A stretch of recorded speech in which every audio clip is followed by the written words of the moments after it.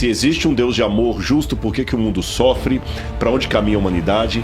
Então, a resposta do fim está no princípio. No episódio de hoje, a gente vai falar sobre a origem da humanidade, da liberdade e da queda. A gente vai falar sobre a jornada de Adão e Eva no Jardim do Éden. Se a gente pensar na criação como um todo, surge em dúvida de tudo, cara. Desde os animais, como a planta virou planta, como a árvore virou árvore, como surgiu a água. Apesar de Deus ser um Deus todo-poderoso, ele assumiu um ponto vulnerável quando criou o ser humano. Deus pode ser rejeitado. E a mulher foi feita da costela do homem mesmo, quando ele estava dormindo? A serpente foi um instrumento usado pelo diabo. Não era o diabo, um instrumento usado por ele. Numa situação como essa, você acha que teria tido alguma diferença se Adão tivesse se arrependido?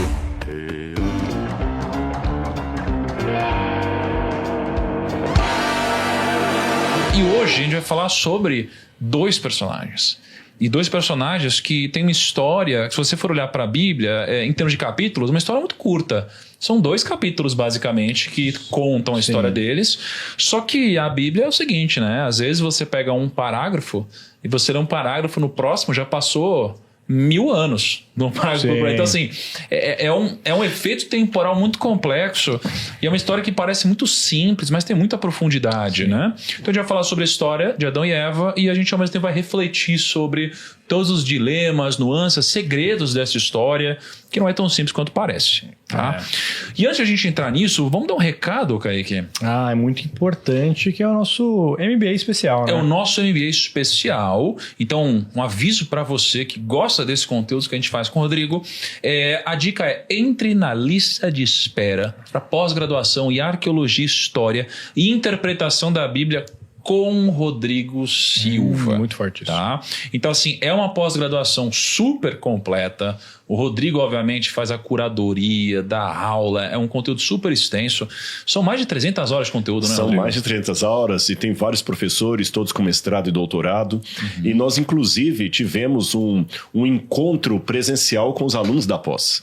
E foi uma coisa emocionante. Sabe, foi muito legal ali, pessoas de vários lugares do Brasil. Teve gente que veio dos Estados Unidos só para esse encontro. Caramba, cara. E voltou. Então, agora falta você na próxima turma aí. É isso. Então, ó, tem a certificação de excelência, porque vai ser emitido pelo UNASP, que é uma instituição que tem nota máxima do MEC.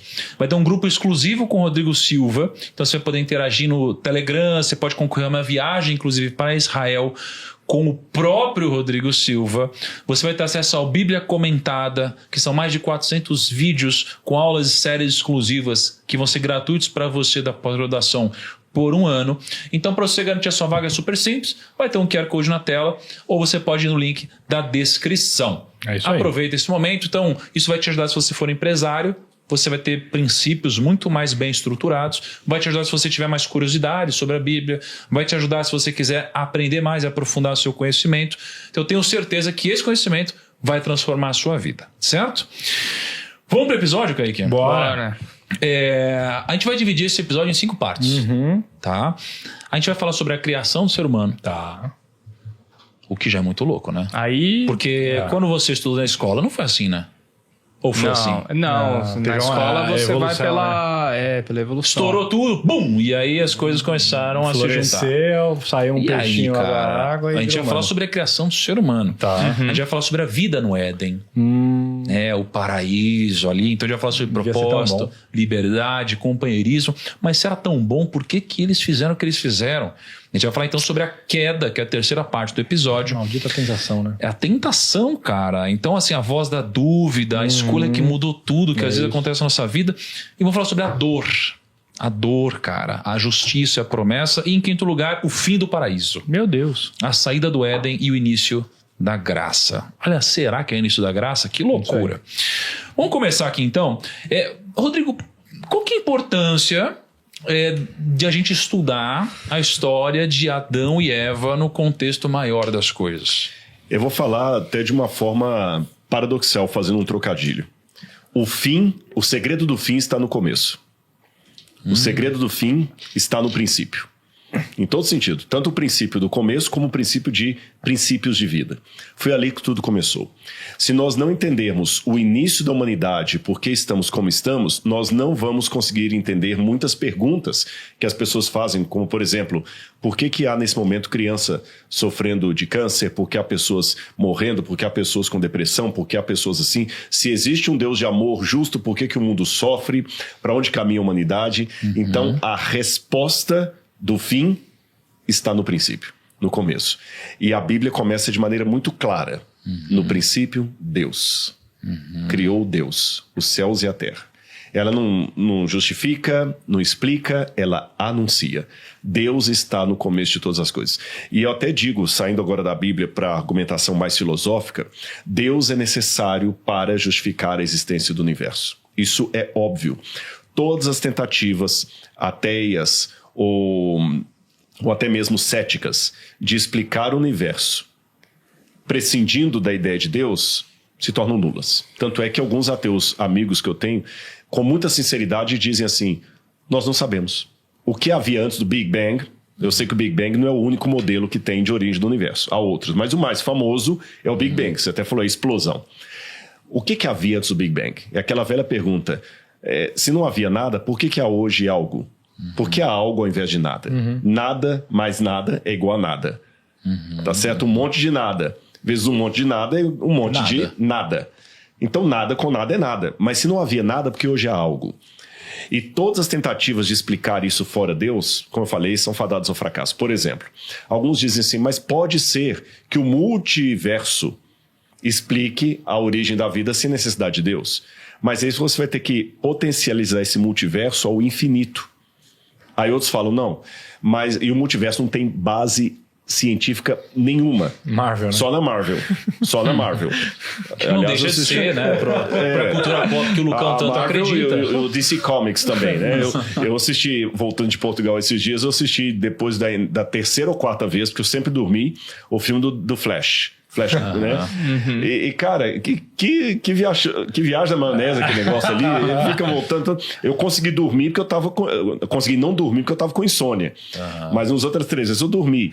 Funciona bem pro filme, mas na vida real não tem nada, absolutamente nada. Zero. Não tem nenhuma hipótese de trabalho, não tem nenhuma equação matemática, nem nada que seja confirmável do ponto de vista científico de que haja multiversos. Aí vem a outra explicação, não, mas o universo é eterno. Se o universo é eterno, é complicado, porque se você coloca uma eternidade antes de nós, uma eternidade sem começo, significa que esse momento nunca teria chegado. Porque, imagina, se para o passado existem milhões de anos, sem infinitos, para que esse momento chegasse, teriam que se passar infinitos anos. Infinitos anos ainda não passaram. Então não faz sentido também falar de retrocesso infinito. E todos os experimentos da física até agora dão conta que o universo começou. Tudo tem um começo, né? Tudo tem um começo. Aí alguns amigos falam assim, e o que havia antes do começo do universo? Não sabemos. Esses ateus, para mim, são mais honestos com o dado. Ele não aceita Deus, mas ele também não pode predicar cientificamente que Deus não existe. Agora, do ponto de vista teológico, eu prefiro dizer que havia um ser que a gente chama de Deus, mas para ser Deus ele tinha que ter as seguintes categorias. Primeiro, ele tinha que ser incriado. Ele não pode ser um Deus temporal no sentido de tempo que a gente tem na Terra, porque o tempo começou e Deus já havia antes do tempo. A energia começou, Deus já havia antes da energia. O espaço começou, Deus já havia antes do espaço. Então ele não pode ser alguém que está preso pelo espaço, ele tem que ser onipresente. Ele tem que estar acima de tudo. Esse ser, que é a causa primeira, que causou tudo e ele mesmo não foi causado por nada, é que faz jus à existência de algo nos nossos dias. E está bem compatível com aquele que a Bíblia fala no princípio Deus. Não discordando, porque eu concordo com isso, mas eu estou só numa questão talvez um pouco mais filosófica ainda, né? Me faz sentido existir um Deus, porque em algum momento a gente não vai saber responder alguma pergunta de o que criou isso. Então, o que criou isso? O que criou isso? Chega uma hora que a gente não tem resposta e fala, bom, tem que ter sido algo divino. Algo divino com essas características. Mas aí se eu fizer a próxima pergunta, e o que veio antes de Deus também? Mas não deveria também ter alguma resposta? Sim. Aí essa pergunta, ela é feita por muita gente que não acredita, só que aí nós temos que levar em consideração algumas coisas. Se existe um ser antes de Deus, então Deus não é Deus. É esse ser que é antes dele. Esse é o primeiro problema. Segundo problema, a gente não está aqui trabalhando naquilo que foi chamado de o Deus das lacunas. Quando não tem explicação, eu jogo Deus ali para tapar. Não é simplesmente assim, já que eu não tenho nada para falar, eu falo é Deus. Tipo o trovão, é Deus. É igual o pai com o filho assim, por que eu não posso ir lá? Porque eu falei que não pode e acabou. Sabe, isso é ignorante. Não, é uma questão lógica imaginar ou supor, é autoevidente isso, que tem que ter uma causa primeira. Tudo bem, o nome Deus é de cunho da nomenclatura humana. Deus vem de Div, do sânscrito, que significa luz. Né? E aí passou pelo latim, o grego Theos, em hebraico Elohim, são nomenclaturas humanas. Então não vou usar a palavra Deus no primeiro momento, vou falar de causa primeira. Existe uma causa primeira, isso é autoevidente. O que eu chamo de autoevidente? Autoevidente é uma verdade que ela é em si mesma evidente, não tem como refutá-la, mas ela está acima da nossa compreensão comprová-la. Por exemplo, vou falar uma verdade aqui que ninguém tem como provar, mas também não tem como desmentir. Você não pode ser e não ser ao mesmo tempo. Alguém discorda disso? Não. Mas tem como você provar isso? Não tem como. Duas retas paralelas são infinitas, jamais se encontram. Tá. Você já viu a reta de um infinito a outro infinito para saber que elas jamais se encontram? Mas é autoevidente. E muitas questões também que Euclides colocou e outras coisas mais. Então, quando eu falo que tem que ter uma causa primeira para o universo, isso é um fato autoevidente. É lógico, não tem como surgir do nada produzir algo. Segundo, esse ser não pode ser categorizado a partir dos nossos limites temporais, espaciais e imaginativos. Porque se ele for categorizado dentro desses limites, eu estou cometendo dois erros. Primeiro, eu estou divinizando coisas que são nossas, como o tempo. E, segundo lugar, eu estou simplesmente empurrando o problema para trás. Quando fala assim, mas se Deus criou todas as coisas, quem criou Deus? Aí você está falando de um Deus que não é o Deus causa primeira. Porque se ele teve um começo, então ele não é a causa primeira. Porque aí eu tenho que perguntar de novo, quem deu início a ele? Então tem que ser alguém que não está medido pelo tempo. Mas quando fala assim, mas como é que esse Deus viveu eternamente então? Também não ter chegado esse momento para ele, você está vinculando esse Deus à nossa categoria cronológica. Se ele é eterno, a ideia de eternidade dele é outra. A ideia de Deus tem um tempo, mas é o tempo divino. Por isso que Pedro fala que 1000 anos para o Senhor é como um dia, e 1000 dias como um ano. Então Deus não está preso ao tempo, ao espaço. Mas nós projetamos as nossas categorias espaciais, temporais, imaginativas a Deus, que são categorias limitadas, e a gente acaba limitando Deus também em categorias que não deveriam limitá-lo. Cara, olha só. Então a gente tem aqui, em Gênesis 2, a finalização de Gênesis 1 sobre a criação do mundo, e a gente tem a introdução de Adão e Eva. Eu ia falar pra você ler o início de tudo, que é muito legal. Mas o início de tudo é um capítulo inteiro. Você quer que eu leia um capítulo inteiro? Pelo menos o começo. Eu gostaria que eu lisse pra você alguns livros, que eu posso ler se quiser. Não, é que é legal, a galera vai... É bonita a história. Com certeza. Não, fica tranquilo, farei isso. Obrigado por isso. Obrigado, Sharon. Cara, no princípio Deus criou os céus e a terra. Era a terra sem forma e vazia, trevas cobriam a face do abismo e o Espírito de Deus se movia sobre a face das águas. Disse Deus, haja luz, e houve luz. Deus viu que a luz era boa e separou a luz das trevas. Deus chamou a luz dia e as trevas chamou noite. Passaram-se a tarde e a manhã, esse foi o primeiro dia. Depois disse Deus, haja entre as águas um firmamento que separe águas de águas. Então Deus fez o firmamento e separou as águas que ficaram abaixo do firmamento das que ficaram por cima, e assim foi. Ao firmamento Deus chamou o céu. Passaram-se a tarde e a manhã, esse foi o segundo dia. Então, a gente continua aqui e no final das contas Deus ele passou 7 dias para construir esse todo, né? Acho que tem um versículo que seria bom ler, o 1:26, que ali menciona a criação do ser humano. E aí a gente tem aqui no 1:26, então disse Deus, façamos o homem à nossa imagem, conforme a nossa semelhança. Domine ele sobre os peixes do mar, sobre as aves do céu, sobre os grandes animais de toda a terra e sobre todos os pequenos animais que se movem rente ao chão. Criou Deus o homem à sua imagem, a imagem de Deus o criou. Homem e mulher os criou. Deus os abençoou e lhes disse: sejam férteis e multipliquem-se. Encham e subjuguem a terra. Dominem sobre os peixes do mar, sobre as aves do céu e sobre todos os animais que se movem pela terra. Disse Deus: eis que lhes dou todas as plantas que nascem em toda a terra e a produzem sementes, e todas as árvores que dão frutos com sementes. Elas servirão de alimento para vocês. E dou todos os vegetais como alimento a tudo que tem em si fôlego de vida, a todos os grandes animais da terra, a todas as aves do céu e a todas as criaturas que se movem rente ao chão. E assim foi. Então, por que Deus, ele diz: façamos o homem à nossa imagem, conforme a nossa semelhança, e domine ele sobre todas as coisas? Por que Deus criou um ser humano? E aí depois, o que significa dominar sobre todas as coisas? A primeira pergunta, por que Deus criou o ser humano? Ela até esbarra numa questão que Santo Tomás de Aquino perguntava. Deus em si mesmo se basta, mas ele resolveu contar conosco. Quando Deus cria o ser humano à sua imagem e semelhança, nós temos um paradoxo aqui, porque ninguém é como Deus. Deus é inigualável. Mas veja bem, esse Deus que é inigualável resolve fazer alguém à sua imagem e semelhança. Alguns teólogos acreditam que para Deus criar o primeiro ser do universo, eu não sei quem foi criado primeiro, mas vamos supor que foi um anjo. Esse primeiro anjo aqui que Deus criou. Deus já teve que, de certa forma, entrar numa dimensão de adequar a sua visibilidade, o seu conhecimento àquele anjo. Por quê? Esse ser aqui, ele não está com a mente de Deus. Ele não tem a habilidade de Deus, a eternidade de Deus. Ele não pode compreender Deus, mesmo sendo um poderoso anjo.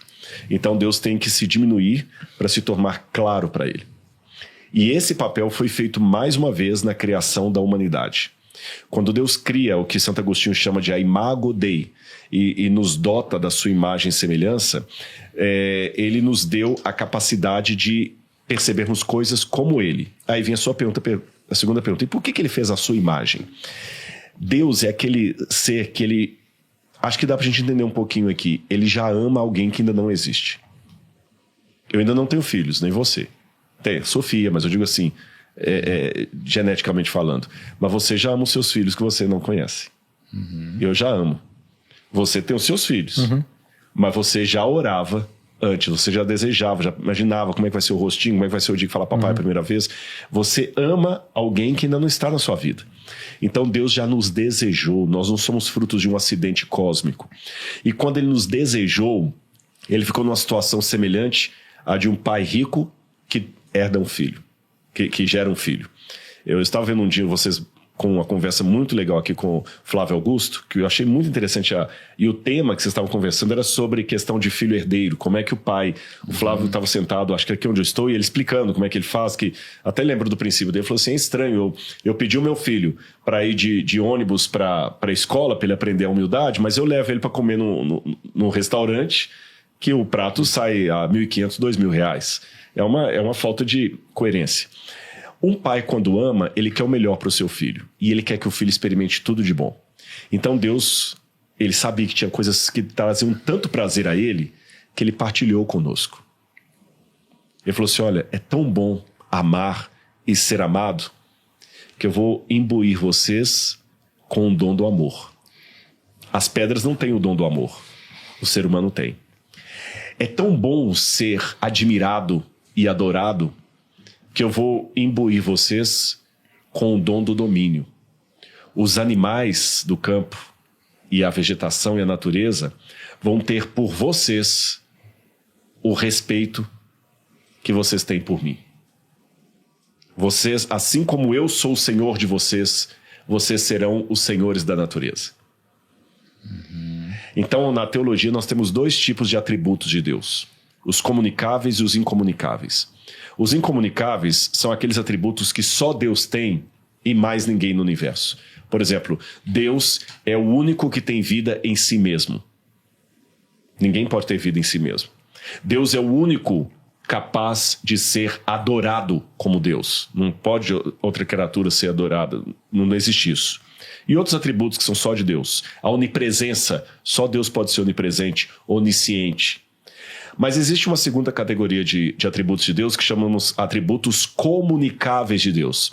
É aquilo que Deus tem em si, mas ele partilha em miniatura com seus seres. Entendeu? Então, por isso que o pai para a criança, ele representa Deus para a criança. E aquele prazer que você tem de ser amado por um bebê é o prazer que Deus tem quando nós o amamos. Só que também tem a dor quando você é rejeitado e tudo mais.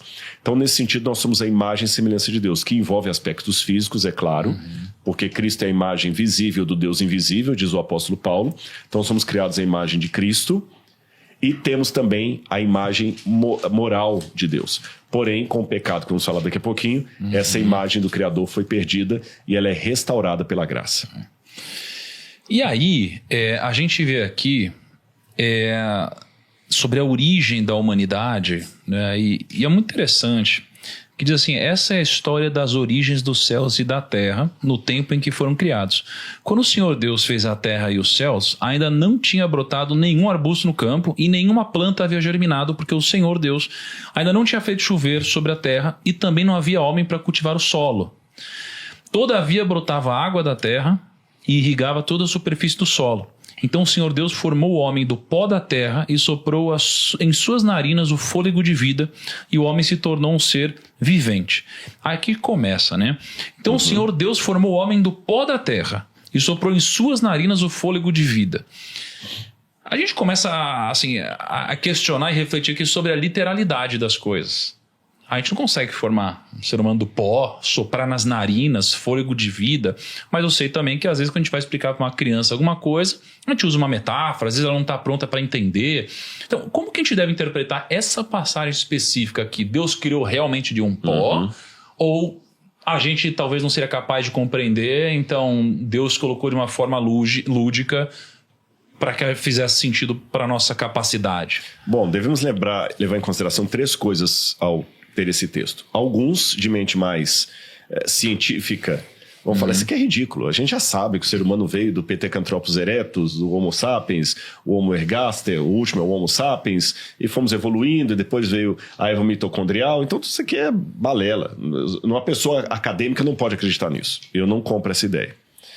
A segunda maneira é ficar assim, achando que Deus foi ditando para Moisés palavra por palavra, e Moisés foi escrevendo e tudo mais, e literalizando até algumas coisas aqui que às vezes não... Gênesis foi escrito por Moisés. A terceira via, que é a que eu mais aprecio, é aquela assim, Moisés está descrevendo uma história real, que isso realmente aconteceu, mas com uma linguagem humana. Uma linguagem humana que ele aprendeu do deserto. E a linguagem humana, ela não é o suficiente para descrever mistérios celestiais. Então ele está usando o máximo que ele pode da sua capacidade de vocabulário para descrever uma realidade que está muito além da sua compreensão. Porém, essa terceira opção aqui não me permite colocar tudo agora na conta da alegoria. O ser humano de fato foi feito do pó da terra. E mesmo na ciência nós sabemos que, eu não vou arriscar a percentagem correta aqui porque eu posso errar, mas um percentual acima de 2 dígitos indica que o nosso corpo é feito de materiais que estão na Terra. Isso é fato, tá certo? Vocês na Terra, vocês na Terra planeta, não necessariamente a Terra. Na Terra mesmo, a Terra mesmo. A maior parte do corpo humano é feito zinco, chumbo, uma série de elementos aqui. Isso um biólogo explicaria melhor do que eu. Mas assim, são elementos que encontram na Terra, terra mesmo. Da terra mesmo, o pó ali. Então nós somos realmente pó. Nós somos também pó. Tanto é que o corpo humano ele vai se desfazendo. Com o tempo ele vai virando realmente pó e adubo. E o que é o adubo? Senão justamente material orgânico que vai virando terra. Depois a minhoquinha vai lá, come aquela coisa toda. Então o nosso corpo é constituído realmente de elementos da Terra, não planeta. Estou falando da Terra ali. O soprar nas narinas o fôlego de vida, quando Deus sopra, é o elemento vital que Deus coloca em nós. E a junção do elemento vital, o sopro de Deus, com o pó da terra, resulta em alma vivente. Então, se formos olhar assim, com bastante clareza o texto do Gênesis, como diz, por exemplo, Hans Wolff, que é um teólogo luterano que publicou o livro sobre a antropologia do Antigo Testamento, Oscar Cullmann, que também era luterano, Clark Pinnock, que, se não me engano, presbiteriano, e outros mais que eu poderia citar, Pozo, da Igreja Católica, Antônio Pozo. A leitura do Gênesis mostra que a matemática é assim: pó da terra mais fôlego de vida é igual a alma vivente. Em outras palavras, a alma não é uma entidade etérea que sobrevive à parte do corpo. A alma é a junção do corpo com o fôlego de vida. Então, toda essa noção que nós temos hoje no Ocidente de alma penada, espírito, olha, ele viu a alma do fulano ali, na verdade, é uma noção que nós herdamos de Platão, que viveu no 4º século a.C., e não era da Bíblia. Platão era filósofo grego, discípulo de Sócrates. Platão que cria toda essa ideia de uma psique, em grego, de uma alma, que ela fica aí eterna, ou fantasminha lá do Pato Donald, como a gente vê nos desenhos. Biblicamente seria isso. Imagina uma lâmpada. Aqui no estúdio eu tenho lâmpadas acesas e lâmpadas apagadas. A lâmpada apagada é o pó da terra, para ilustrar. A eletricidade é o fôlego de vida. A luz que ela produz é a alma vivente. Então, se eu tirar a eletricidade, eu não tenho luz. Se eu tirar a lâmpada, também não tenho a luz. É a junção da eletricidade com a lâmpada que gera a luz. É a junção do corpo com o fôlego de vida que gera a alma. Então, em termos bíblicos, eu estou vendo só nessa mesa aqui 3 almas. E quando eu estou vendo uma pessoa num caixão, não estou vendo alma, estou vendo um corpo. Aqui eu não estou vendo 3 corpos, eu estou vendo 3 almas. Que é uma linguagem que até usa no Novo Testamento. Cara, que interessante isso. Eu não sabia que esse ponto de vista sobre a gente ter, né, no nosso organismo um percentual relevante do que tem também na terra. No pó da terra. Isso é ciência, viu? E é engraçado porque quando você olha sobre esse aspecto, poxa, aí parece fazer um sentido até científico, digamos assim, em partes aqui. Né? Mas é porque se a gente pensar na criação como um todo, surgem dúvidas de tudo, cara. Desde os animais, tipo assim, cara, como a planta virou planta, como a árvore virou árvore, como surgiu a água. Realmente é um... Mas mesmo se você pensar na teoria da evolução das espécies, a conta não fecha. Não, eu já vi Mas por que não? Um vídeo de alguém falando que, tipo assim, cara, se o Sol fosse 0,01% mais longe ou mais perto, a vida na Terra já não existiria, entendeu? Que a água não se sustentaria no planeta, que isso a gravidade... Isso é o ajuste fino que eles chamam.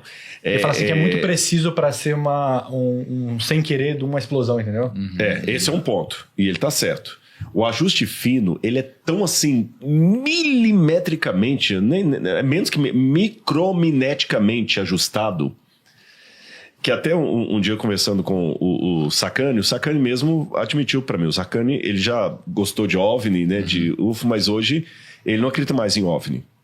Aí a gente num bate-papo, eu gosto muito de conversar com o Sacani, é um camarada ateu, e eu sou crente, ele é ateu, e a gente já teve conversas tão agradáveis, tão boas. Acho que dá para se respeitar, sabe? E numa das conversas que a gente teve, eu tô falando de público porque essa conversa foi pro ar. Ele falou assim, eu perguntei, você acredita na possibilidade de vida em outros planetas? Ele falou assim, não. Eu falei, por quê? Ele falou, porque a chance matemática da vida existir por espontaneidade é tão remotamente absurda que eu não consigo acreditar que a coincidência que aconteceu aqui possa acontecer em algum outro canto do universo. E ele está certo, de acordo com os elementos de raciocínio dele. Se não existe Deus, se o que está aqui é apenas uma coincidência, um jogo de dados, é tanta equação para acontecer por coincidência, gente, que você vai colocando equação sobre equação. É a coisa mais absurda do que se eu falar assim que eu vou jogar 1000 vezes na lotérica, marcando os números de olhos fechados, e vou ganhar as 1000 vezes sozinho. Sabe assim, Rodrigo? Sim. Matematicamente, a chance do acaso acontece. Eu posso jogar a garrafa aqui, ela cair em pé. Mas assim, é muito remota. E você vai jogando tantas coisas. Como é que você tem a abelha que está ali na colmeia, e ela precisa justamente do néctar, E existe a abelha, existe o néctar, ela vai lá, é uma engrenagem muito bem gerada. Falar que isso tudo é fruto do acaso é como dizer que houve uma explosão num monte de nada, e dessa explosão as pedras caíram, montando um edifício completo, pintado, rebocado, com elevador, e ainda as letras que explodiram montaram um dicionário de A a Z completo, em inglês e português. Não faz sentido um negócio desse. Então tem que ter um Deus.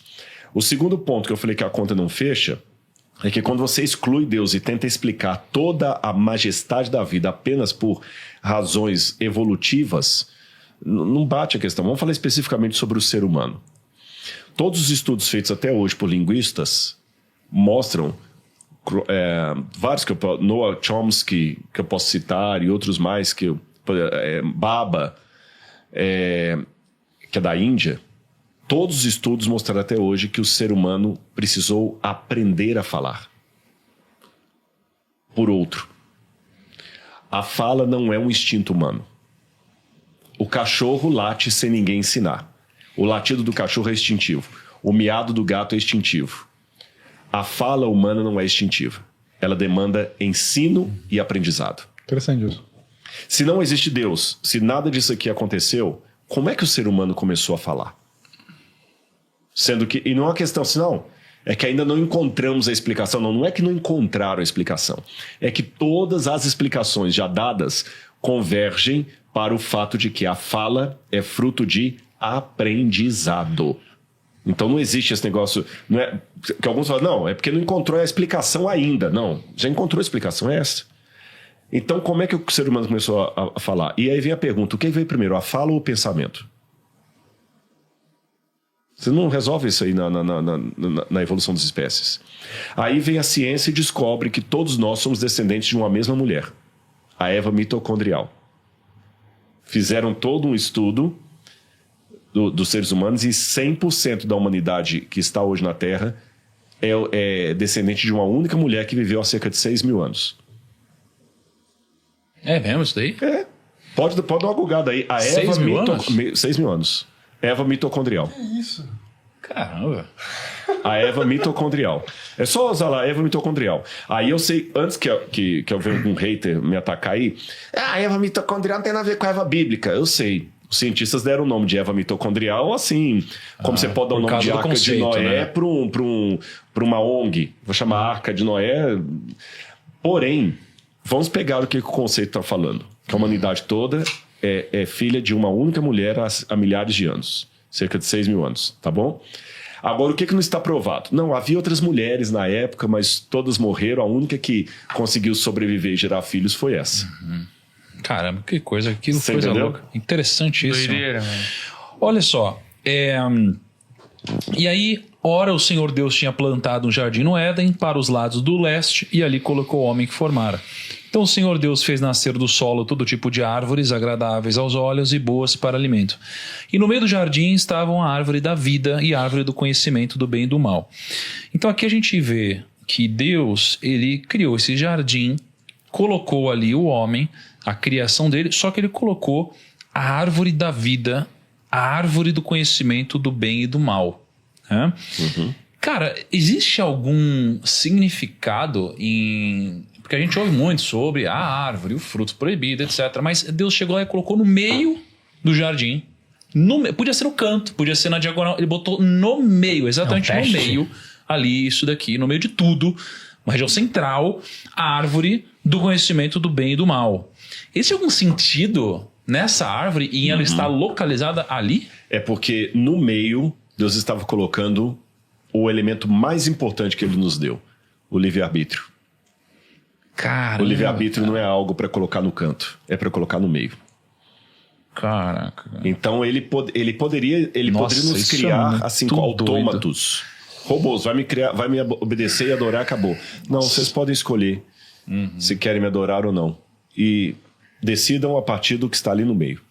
Ou seja, recusar comer da árvore que está no meio ou aceitar comer a árvore que está no meio é exercer o livre-arbítrio. E isso vale tanto para o Éden como para a nossa vida hoje. Caramba. No final das contas, por incrível que pareça, a maior parte dos problemas que nós enfrentamos foi por causa de decisões erradas que tomamos. E quando eu falo decisões, escolhas erradas que foram feitas. Eu sei que alguns vão falar, mas não acho justo, porque eu não sabia. Não importa, você escolheu. A nossa vida é uma cadeia de...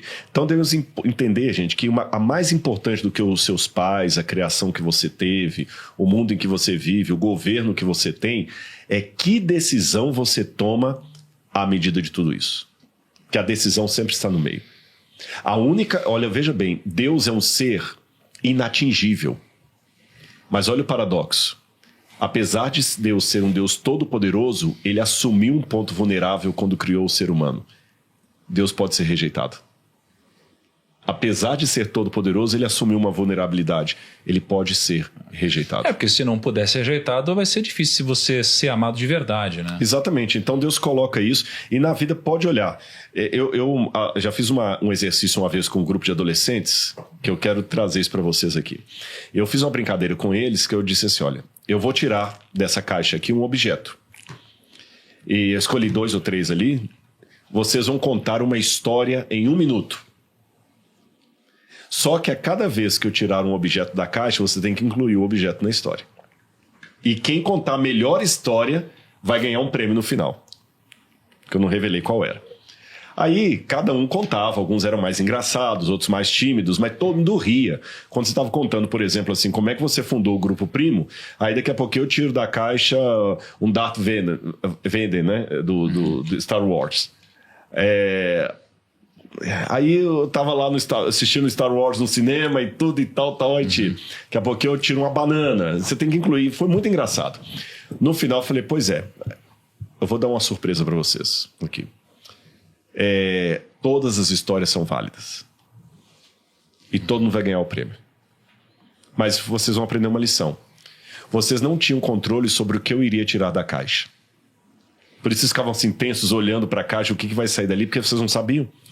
Você não tem controle sobre o que vai sair da caixa, mas você tem controle sobre que história você conta a partir disso. Então, você que está assistindo a gente aqui, mais importante do que o que os seus pais fizeram com você é o que você faz a partir disso.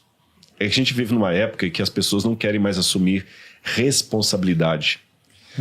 E responsabilidade é uma coisa muito séria. Caramba, cara. Eu fiquei chocado, hein?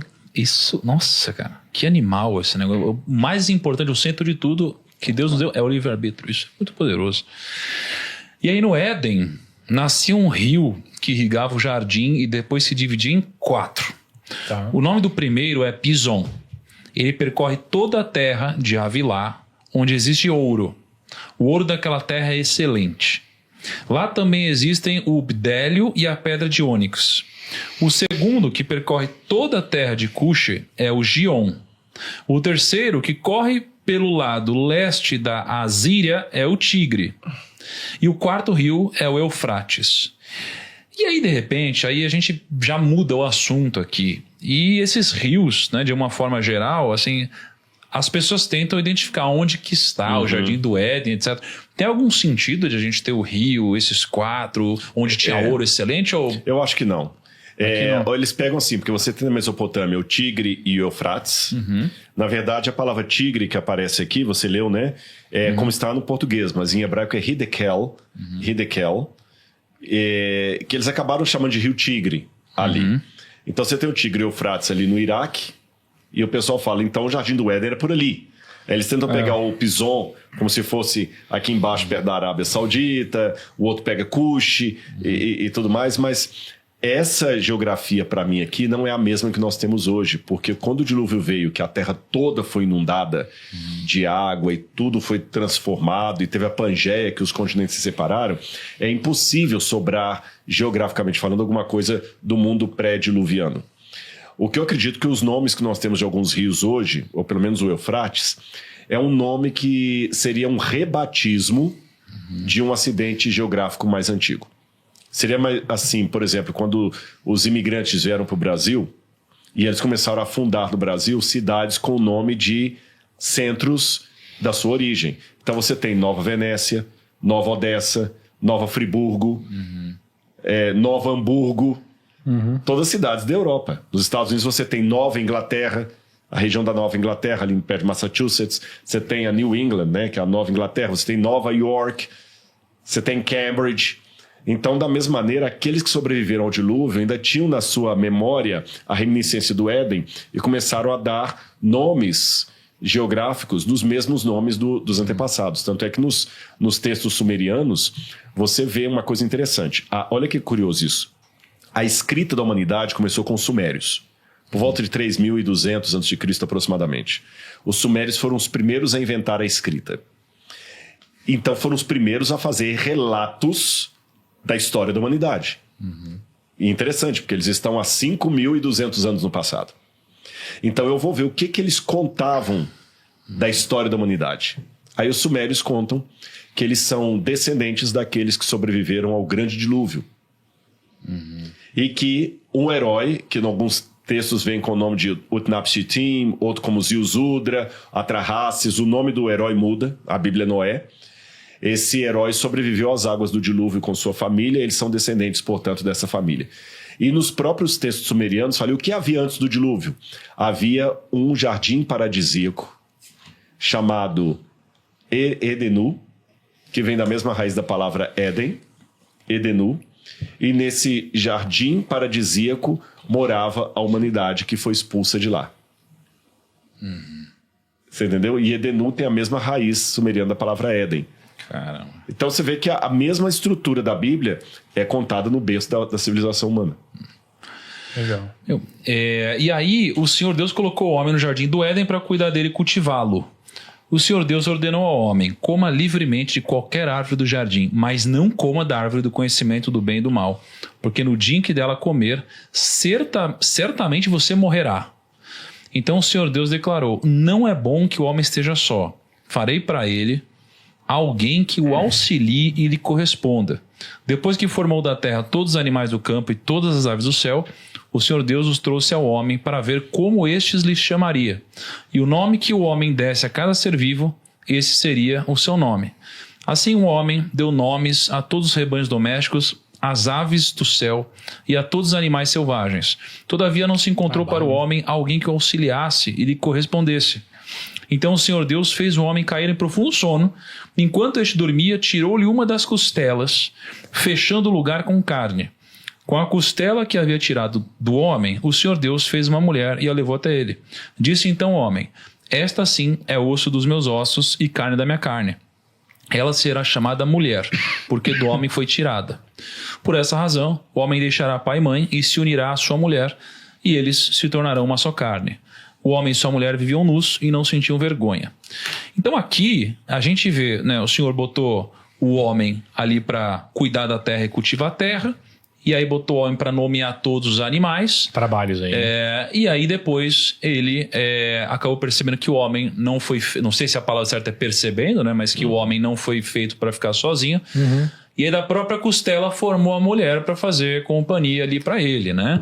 E aqui você já tem muitas reflexões, muitas perguntas sobre isso. Eu tenho uma dúvida. Nessa época, eles podiam matar bichos e comer bichos? Ou eles comem plantas? Não. Me fala que Deus deu só as plantas para eles. Só depois do dilúvio que eles vão comer animais também. Mas espera, só para a gente não sair aqui. Então, aqui diz que Deus deu para o homem a missão de nomear todas as coisas ali.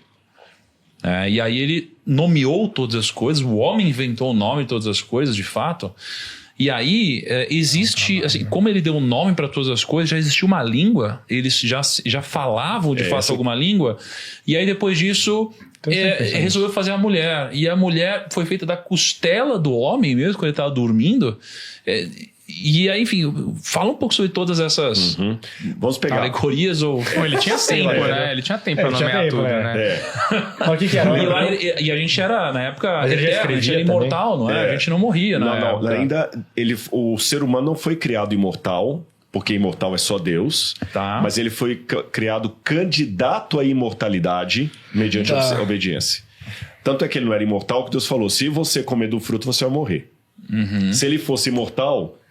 Essa pergunta de Deus ficaria... Essa advertência de Deus ficaria... Mas os caras viviam mais, né? Mas até então eles viveriam para sempre, né? Sim, claro. Sim. Se ele não tivesse comido o fruto proibido, não haveria morte. Entendi. Sim. Mas lembra então que não é correto falar que o homem foi criado imortal, mas um candidato à imortalidade mediante a obediência. Tá. Não haveria morte. Sim. Mas dependia da obediência. Vamos então por partes. Quando Deus criou Eva, tem algumas questões interessantes. Eu gostei da versão que você leu, porque fala que Deus disse assim, não é bom que o homem esteja só. Vou fazer-lhe uma companheira que seja idônea. Em algumas bíblias, como a que eu estou aqui, tem uma auxiliadora. A sua está alguém para auxiliar. Em primeiro lugar, chama minha atenção que antes do pecado, a primeira vez que Deus declara não é bom, foi aqui. Se você olhar a parte que você pediu o Tiago para ler, falou assim, lê essa parte que é bonita e tudo e tal. Ele começou a ler Gênesis capítulo 1, versículo 1 em diante. E disse Deus, haja luz, e houve luz. Viu Deus que a luz era boa.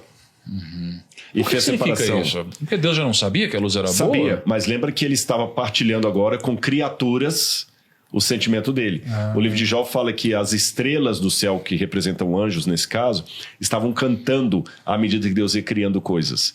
Então Deus vai participando. Então é a mesma coisa você tá com a Maíra numa pinacoteca lá da França, lá no, vamos pegar lá o museu no Palácio de Versalhes. Aí que você olha assim, não, mas que quarto lindo esse aqui. Olha só isso aqui. Você já não sabe que é lindo? Você já não sabia? Mas com ela ali, você exterioriza o sentimento. Entendi. Se você estiver sozinho, você não ia falar assim, nossa, mas que quarto lindo. Você ia só pensar, que quarto lindo. A escrita de Moisés, ele tá só falando que... Exatamente, mas no caso de Deus, né? Deus fala assim, Deus estava externalizando para as outras criaturas que estavam presenciando a criação da Terra a emoção dele. Repito, você sozinho, você pode até pensar, nossa, que quarto bonito. Mas você não vai falar sozinho. Sabe o que eu imagino? Mas quando tem alguém, você quer exteriorizar. Sabe quando você tá fazendo alguma coisa, aí pensa assim, pensa na Terra, uma bola preta, um carvão assim, ó. Do nada, coloca jogar luz. Nossa, olha, quando você ilumina, fica legal. Que coisa, né? Aí, pô, olha, ficou verdinho aqui, tem mato. Porque assim, a gente cria coisas. Se houver alguém pra ouvir o seu. A gente cria coisas e mesmo sendo o criador, a gente fala, nossa, ficou legal, não é? Edita um vídeo, tá uma foto. Nossa, olha que foto bonita, olha Deus isso. tá aí e falou, pô, ficou legal. É verdade. Inteligência artificial, cara, não, botei ali, ó, que legal que ficou aqui. Bom, então esse é um ponto. Legal. E Deus sempre falava, então, isso é bom. E Deus viu que era bom. E Deus era bom. Sempre, toda a frase, e viu Deus que era muito bom, ela se repete em praticamente todos os dias da criação. Aqui é a primeira vez que Deus fala, não é bom. Entendi. Tipo, tudo tava bom, a única coisa que ele falou assim, cara, isso não é bom. Por que será que não era bom? Porque não era bom que o ser humano ficasse sozinho. Deus não nos criou para sermos ilha. Ele nos criou para o relacionamento. Mente vazia, oficina do diabo? Exatamente. Nós precisamos. É bom que o homem tenha alguém. Aí vem um problema com a tradução, que fala assim, eu vou criar para ele uma mulher que seja uma auxiliadora. A tradução do Tiago é auxiliar. Aí hoje o pessoal lê, especialmente as mulheres que estão nos ouvindo, e parece que Deus já criou a mulher assim para ser inferior ao homem. Eu lembro que uma vez eu estava dando uma palestra numa igreja para mostrar que a mulher foi criada em pé de igualdade com Deus e um sujeito lá não gostou da minha explicação. E ele levantou bem bravo, foi em Belo Horizonte isso. Falou assim, é lógico que a mulher é inferior ao homem, porque a mulher foi criada depois do homem. Vem primeiro o homem, depois a mulher. Aí eu, quando pedi a palavra, falei assim, olha, irmão, o senhor tem razão. A mulher foi criada depois do homem. Mas seguindo o seu raciocínio, se a mulher é inferior ao homem porque ela foi criada depois do homem, então o homem é inferior aos animais porque ele foi criado depois dos animais. Então, na mentalidade hebraica, o que vem por último não é o pior. O que vem por último é a coroa da criação. A evolução, né? O outro detalhe, quando ele fala eu criarei uma mulher que ele seja auxiliadora, essa tradução auxiliadora não está muito legal. Porque auxiliar me dá uma ajudinha. É mais forte no hebraico. No hebraico, a mulher que ele seja Ezer. Ezer, em hebraico, é alguém que vem em meu auxílio, não é um auxiliador. Olha a diferença.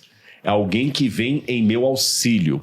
O Ezer é o cara do corpo de bombeiros que pula na água para te tirar quando você está afogando. É a polícia militar que chega rapidamente em sua casa quando ela está sendo assaltada. É aquela pessoa que vem para te proteger. É um auxiliador, um socorrista.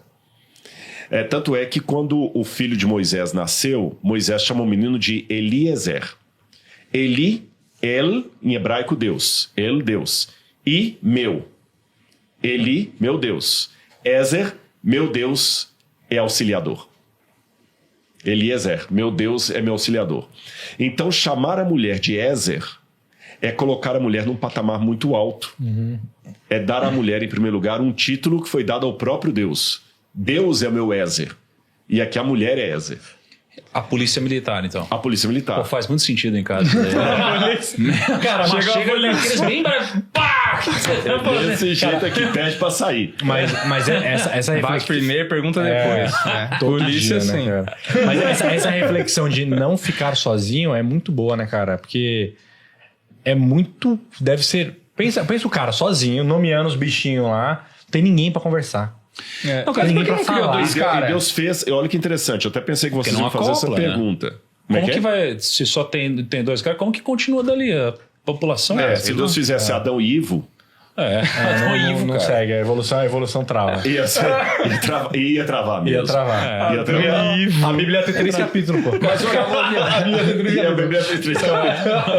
Mas vamos colocar até numa coisa aqui pra gente pensar. Não dá, o Ivo não dá, velho. Se Adão olhou para os animais e viu que os animais estavam em dupla... já se sentiu sozinho, né? Ele se sentiu sozinho. Ele queria uma companhia. Mas Adão não pediu a Deus mulher. Ele pediu alguém. Ele pediu alguém. E talvez, aqui eu tô imaginando... os caras iam morrer em 2 dias. Ele pode ter pedido um outro Adão. Pode ser um brother pra conversar. Um brother pra conversar, porque ele não tinha noção do que era mulher. Não existia mulher. Sim. Aí Deus faz cair sobre ele um pesado sono e Deus traz Eva. O que eu aprendo com isso? Deus supera aquilo que nós pedimos. Quando nós pedimos com fé e nos empenhamos naquilo ali, Deus sempre supera. Eu posso dar um exemplo para vocês do MAB, que vocês já foram lá, conheceram. Quando eu sonhei com o MAB, para galera que está assistindo aí, o MAB é o Museu de Arqueologia Bíblica da UNASP. O MAB, quando ele surgiu, eu tinha a ideia, eu pedi a Deus um museu para guardar as peças. Mas eu pensava, no máximo, numa salinha com os móveizinhos ali bonitinhos. E Deus me deu muito mais. Vocês viram a estrutura que o MAB virou. É como se eu pedisse um carro popular e Deus me desse um Porsche. E o MAB está lá. Aliás, um parênteses bem rápido, se vocês me permitem. O MAB, ele existe justamente para você também ter uma oportunidade em loco de ter esse contexto bíblico que nós colocamos aqui no Grupo Primo. Então você pode ir lá, pode visitar, e agora vocês estão convidados. Dia 26 de abril, a partir das 20 horas, nós teremos Uma Noite no Museu 2. Muito legal isso aí. Viu? Uma Noite no Museu 2. Nós vamos refletir sobre os últimos momentos da vida de Cristo, a caminho da cruz. Legal. E você é o nosso convidado. Uma Noite no Museu 2, dia 26 de abril, no MAB. Legal, agora que eu dei esse exemplo, eu vou voltar para a Bíblia. Quando você começa a ver esse contexto bíblico, histórico, arqueológico, o texto fica com essa riqueza que vocês estão vendo. Olha que interessante. Quando Deus fez Adão, o verbo que assim, formou Deus o homem do pó da terra, né? É o verbo yassar. É como se Deus pegasse um barro assim e começasse a modelar, fazer um vaso. Quando ele fez a mulher e formou Deus a mulher, o verbo é outro, é o verbo banar. Banar é fazer com detalhes, pintar, desenhos. É como se Adão fosse feito a machadada e Eva fosse polida. É como se Adão fosse apenas a parede de tijolos e cimento e Eva fosse uma parede com reboco, tinta e tudo mais. Coisa mesmo. Moleque bonito. Então Eva foi realmente o acabamento. E Deus superou. Assim como o MAB foi maior do que eu imaginava, Eva foi maior do que o que Adão imaginava. Agora... no final aqui, eu lembro que a primeira vez que eu li esse texto foi quando eu abri minha cabeça sobre como eu deveria encarar um relacionamento mesmo, né? E aí foi quando eu entendi como as pessoas que são às vezes mais religiosas ou que estudaram mais, como que elas veem a seriedade de uma relação. Tá bom. Foi quando eu li essa parte aqui, que diz assim, ó, por essa razão o homem deixará pai e mãe e se unirá à sua mulher e eles se tornarão uma só carne. Cara, isso daqui pra mim foi muito poderoso, porque no final das contas, né? Não sei se metaforicamente ou cientificamente, enfim, mas a mulher ela foi arrancada aqui da costela do homem, Deus fez a partir da costela dele. Eu tô falando que no final das contas, ambos são feitos, um do outro, ou seja, ambos unidos são uma só carne mesmo. E quando eu olhei para isso, eu falei, realmente, então numa relação onde existe de fato um casamento, cara, em tese, não existe separação, porque é uma só carne mesmo. E foi aqui que eu comecei a olhar para, meu Deus, então se eu casar, eu nunca vou poder me separar. Foi a partir dessa reflexão. E vamos mais além. Deus não tirou Eva de um osso da cabeça. Para ela não achar que era para mandar. Mas também não tirou de um osso do pé. Para Adão achar que era para pisar. A palavra tselá, que é costela, em hebraico tselá, significa que ela foi tirada do lado para ser idônea. Entendeu? Idônea. Legal. Em pé de igualdade, os dois ali. E essa questão que você falava dos dois fazerem uma só carne, isso é tão forte que no Novo Testamento é condenada a prostituição. Agora, galera, vê se vocês entendem isso com muito carinho que eu vou colocar. Eu sei que parece coisa de crente, papo de crente enjoado, que fala que não é correta a prostituição, a azaração nas festas de carnaval, esse negócio todo e tal. Isso que você falou do casal serve também para outras relações. O Tiago, o Pedro fala assim, vocês não sabem que aquele que se junta a uma prostituta se faz uma só carne com ela? Então, é uma coisa assim, a relação sexual de homem e mulher é uma coisa tão séria, que a mesma seriedade implica em consequências. Concordam comigo? Seriedades implicam em consequências. É muito sério administrar toda uma empresa dessa, mas tem consequências. Se você comete um erro aqui, quantas pessoas vão perder o emprego? A queda é muito grande. Então, quando você tem também uma relação sexual com uma garota que você apenas conheceu lá no carnaval, ou na praia, no azaração ali e tal, pode acreditar, segundo a Bíblia, você também se tornou uma só carne com ela. Agora imagina a bagunça, você se tornando uma só carne com alguém que também se tornou uma só carne com outras pessoas, que tornou uma só carne com outra pessoa. Aí a pergunta veemente, é metafórico ou não isso? Na mentalidade bíblica não existe essa separação entre concreto e abstrato. Nós que criamos. Tudo para eles é muito tátil. Se eu falar a mesma coisa com a linguagem de hoje, eu digo assim, uma relação, quando ela é destruída, ela sai, mas ela arranca pedaço. A Bíblia também está falando isso. Só que a Bíblia fala que arranca pedaço, inclusive do ponto de vista físico. É que a gente chama de psicossomático o que a Bíblia chama de corpo. A gente dá uma palavra bonita. Então é muito sério como é que nós vamos lidar com as relações, porque relações fazem machucados quando não são bem resolvidas. Por isso tem que ser com Deus na frente de tudo. E aí, olha só, né?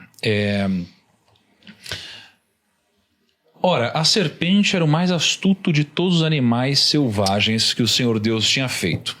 Então aqui tinha uma serpente. Aí já acho que começou... Vai, que terminei. Porque eu tenho algumas perguntas sobre essa serpente, mas continua aí. Muito obrigado, viu? Muito obrigado por me permitir continuar. Não, continue. E ela perguntou à mulher, foi isto mesmo que Deus disse? Não comam de nenhum fruto das árvores do jardim? Respondeu a mulher à serpente, podemos comer do fruto das árvores do jardim.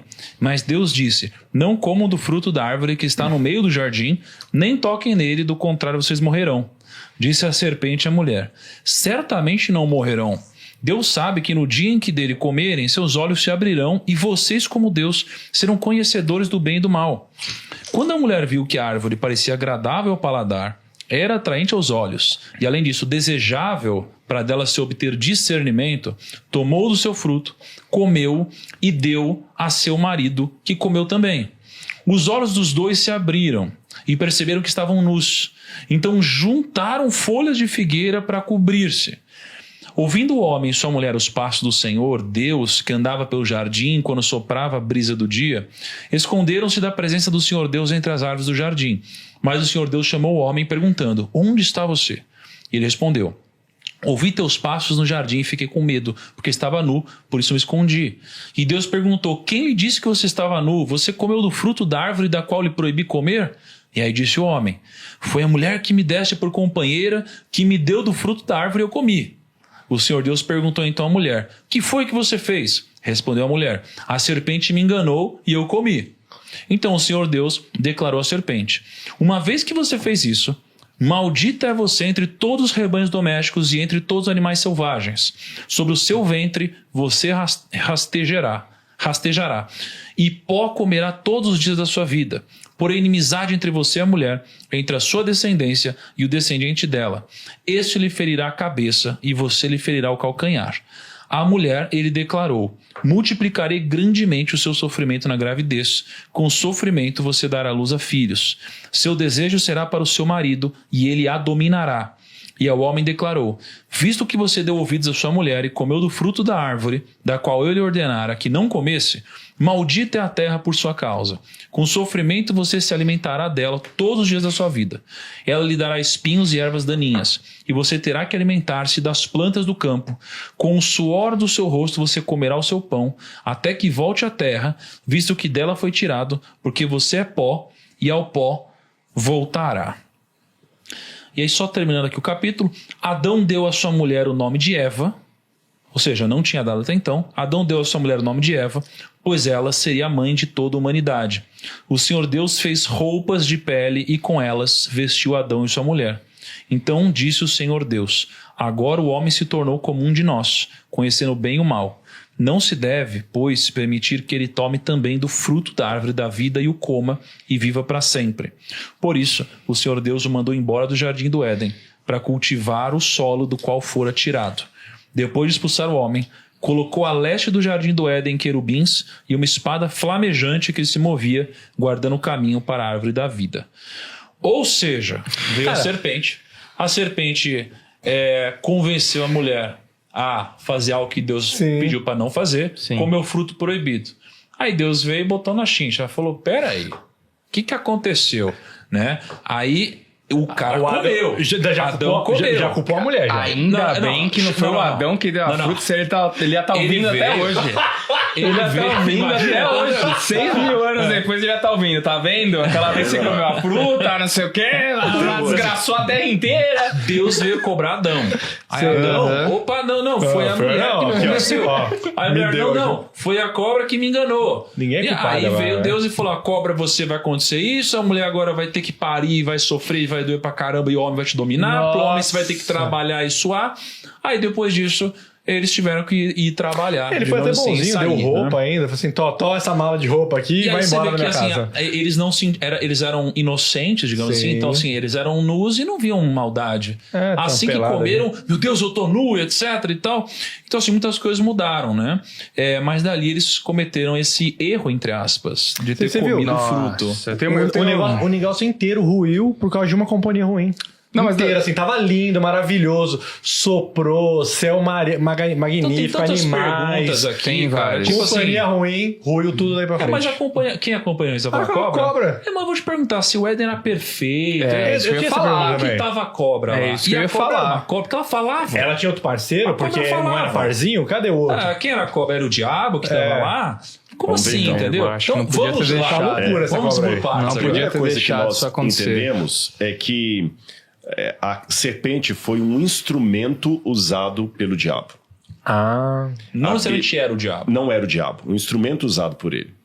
Você sabe que a Bíblia, às vezes, cria uma identidade literária entre o diabo e aquele que o usa. Como também entre Deus e aquele que o usa. Por exemplo, quando Deus falou para Moisés, para mandar uma mensagem para Faraó, Deus falou para Moisés assim: Moisés, você será como Deus para Faraó.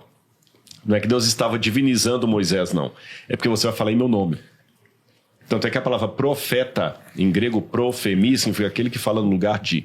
É como se você falasse assim: não, fulano, tá aqui ó, um bilhete, pode ir lá em meu nome e fala lá assim: olha, o Tiago tá pedindo isso aqui. Pode vai lá buscar, fala, o Tiago tá pedindo para trazer aquela coisa para cá.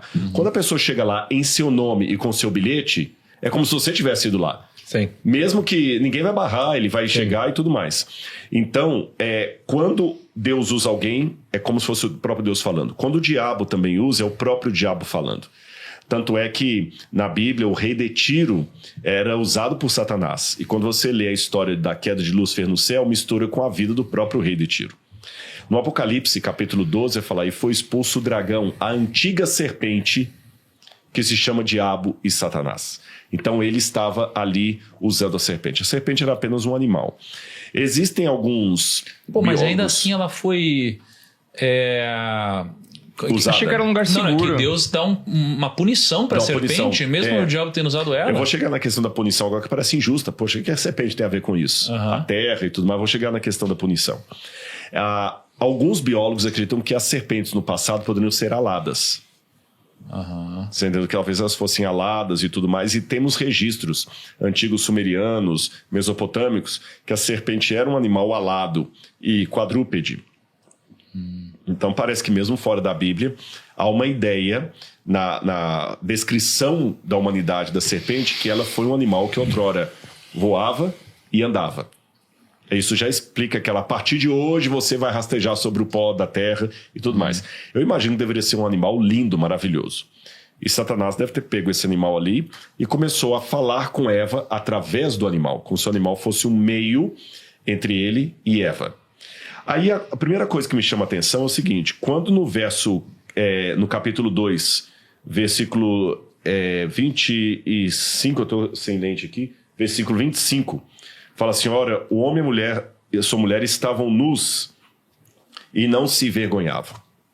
A palavra nus aqui é arum. Arum. Olha que interessante em grego, em hebraico, arum. Quando fala, ou arumim, que seria o plural, quando fala que a serpente era astuta, é eirom. Eirom não parece com arum, foneticamente? Eirom significa astuto ou completamente pelado. Aí quando fala que Adão e Eva, depois de terem comido o fruto, se sentiram nus, aí é eirom. É outra palavra em hebraico. Entendi. Se eu traduzir assim de uma maneira clara, acho que vai ficar mais fácil você entender. É como se Deus falasse assim: Adão e Eva estavam nus e não se envergonhavam. Depois do pecado, eles se viram pelados.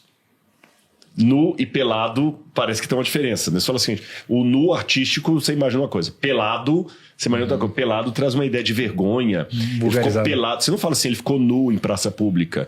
Você fala, ficou nu é porque o cara quis ficar. Ele ficou pelado, parece que alguém tirou a roupa dele e ficou envergonhando ali. Então olha que diferença da nudez de Deus, que é a nudez da inocência, para o pelado do pecado. Esse é o primeiro ponto. Segundo, quando a serpente foi falar com Eva já tinha cometido alguns erros. Primeiro que Deus falou com Adão e Eva que eles ficassem juntos. A mulher de algum momento separou do homem e foi sozinha. Aí eu fico imaginando, as entrelinhas da Bíblia me permitem essa imaginação. O que levou Eva àquela árvore lá? Não foi comer o fruto.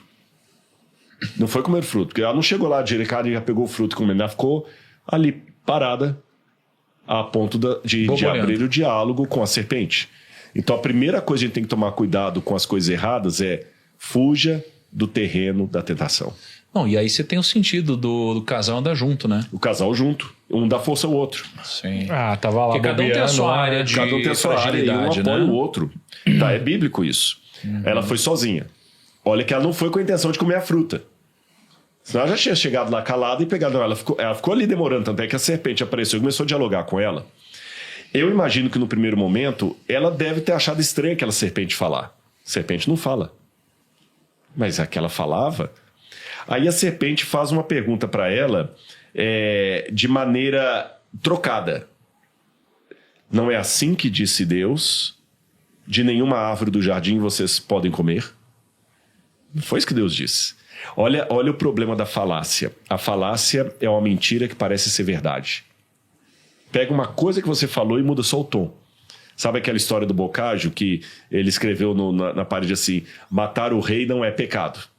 Aí quando o rei foi lá procurar, ele falou: não foi isso que eu escrevi, matar o rei não é pecado. Eu falei: matar o rei? Não, é pecado.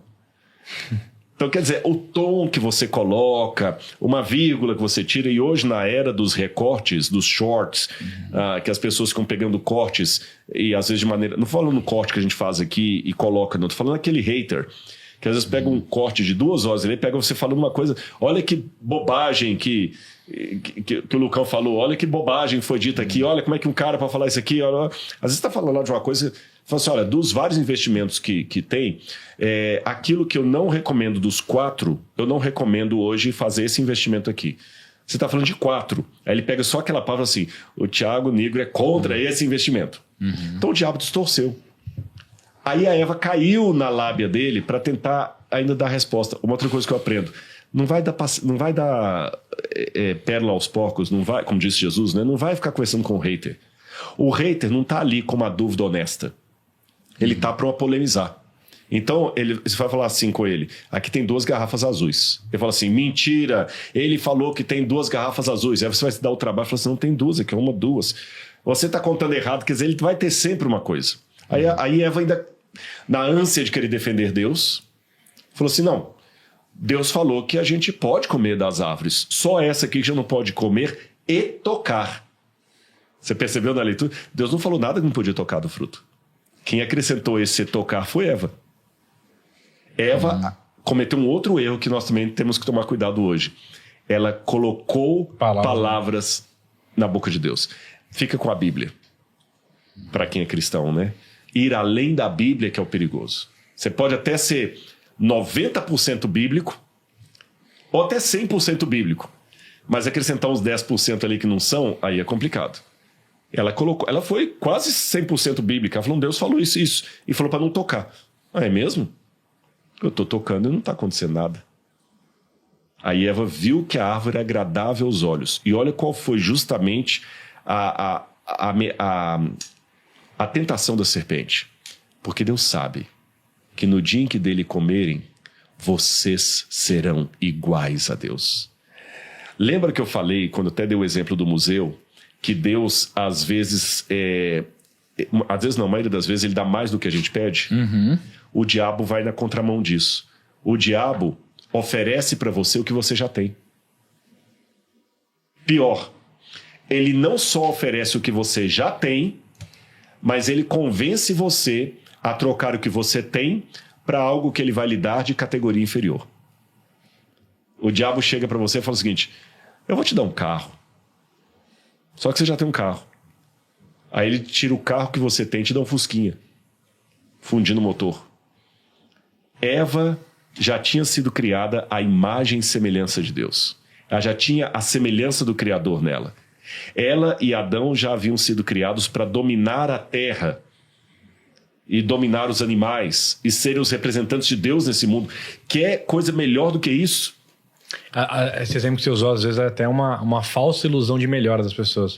Às vezes o cara cai numa tentação de uma proposta, ganha uma coisa melhor assim, só que o cara cai numa ilusão que o cara tem um Onix, um HB20, aí ele ganha um Porsche. Aí ele descobre que ele não consegue pagar o IPVA do Porsche, ele não consegue arrumar o Porsche.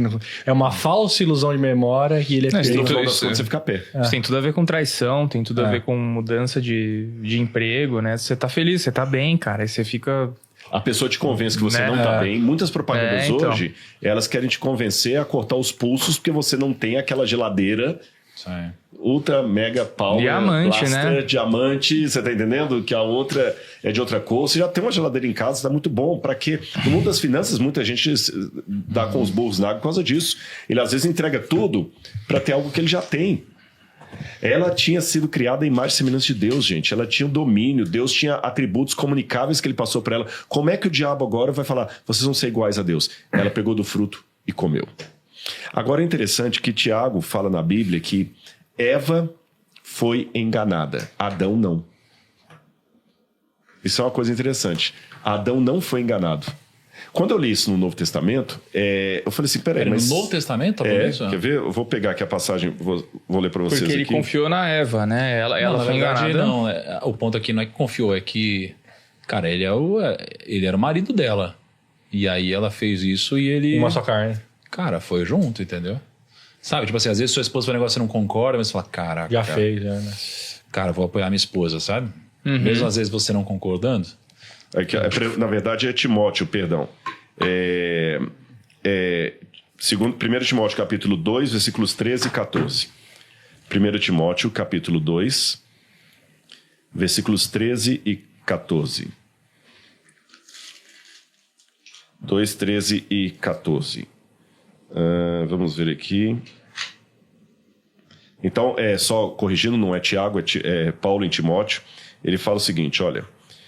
Porque primeiro foi formado Adão, depois Eva. E Adão não foi iludido, mas a mulher, sendo enganada, caiu em transgressão. Caramba, cara. Agora que vocês veem o grande problema. Se Adão não foi iludido, porque Eva ainda podia falar, poxa, mas ela foi enganada, Deus podia ter uma misericórdia dela. Mas Adão comeu do fruto consciente do que ele estava fazendo. Aí, a partir disso, a pergunta que eu volto para o Gênesis é, por que ele comeu do fruto? Raciocina comigo.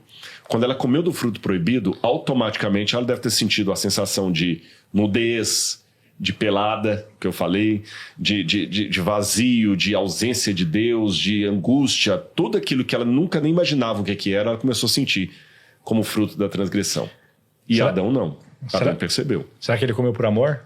Bingo. Porque ela ia ser expulsa, ela sofrer e tipo assim, cara, não posso abandoná-la nesse momento, né? Eu prefiro amargar a consequência com ela a perdê-la. E aqui vem uma outra lição de relacionamento muito forte. Por mais lindo, por mais aplaudível que seja o casamento, nem ele pode estar acima de Deus na nossa vida. Nem a relação pai e filho. Qualquer coisa ou pessoa que nós coloquemos acima de Deus vai dar problema para nós. Até o amor, até as virtudes. Se eu colocar a igreja acima de Deus, eu estou em pecado. Se eu colocar a minha esposa acima de Deus, eu estou em pecado. Se eu colocar meu filho, eu estou em pecado. Se eu colocar meus pais, eu estou em pecado. E Adão, o que ele fez? Na hora que ele falou assim, eu prefiro pecar contra Deus a perdê-la, ele colocou Eva acima de Deus. E a consequência imediata já veio.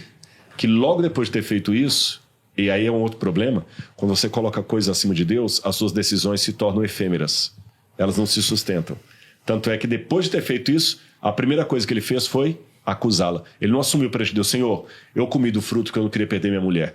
A mulher que o Senhor me deu, ela me entregou do fruto. Foi ela aqui, foi ela. Ou seja, todas as virtudes só têm valor se concebidas em Deus. Rodrigo, numa situação como essa, você acha que teria tido alguma diferença se Adão tivesse se arrependido nesse momento, rapidamente, e pedido perdão? Não, ele comeu, errou. Mas ao invés de ele falar assim, foi ela, ou seja, culpado ela e tal. Assim como Davi, que também erra, né? E aí ele pega e se arrepende, perdoa, misericórdia. Por mais que ele tenha algum tipo de consequência, ele está arrependido. Você acha que talvez teria algum tipo de diferença nesse cenário? Eu acho que não, porque o estrago já estava feito. Tá. Mas a diferença que teve é que, graças a Deus, eles se arrependeram.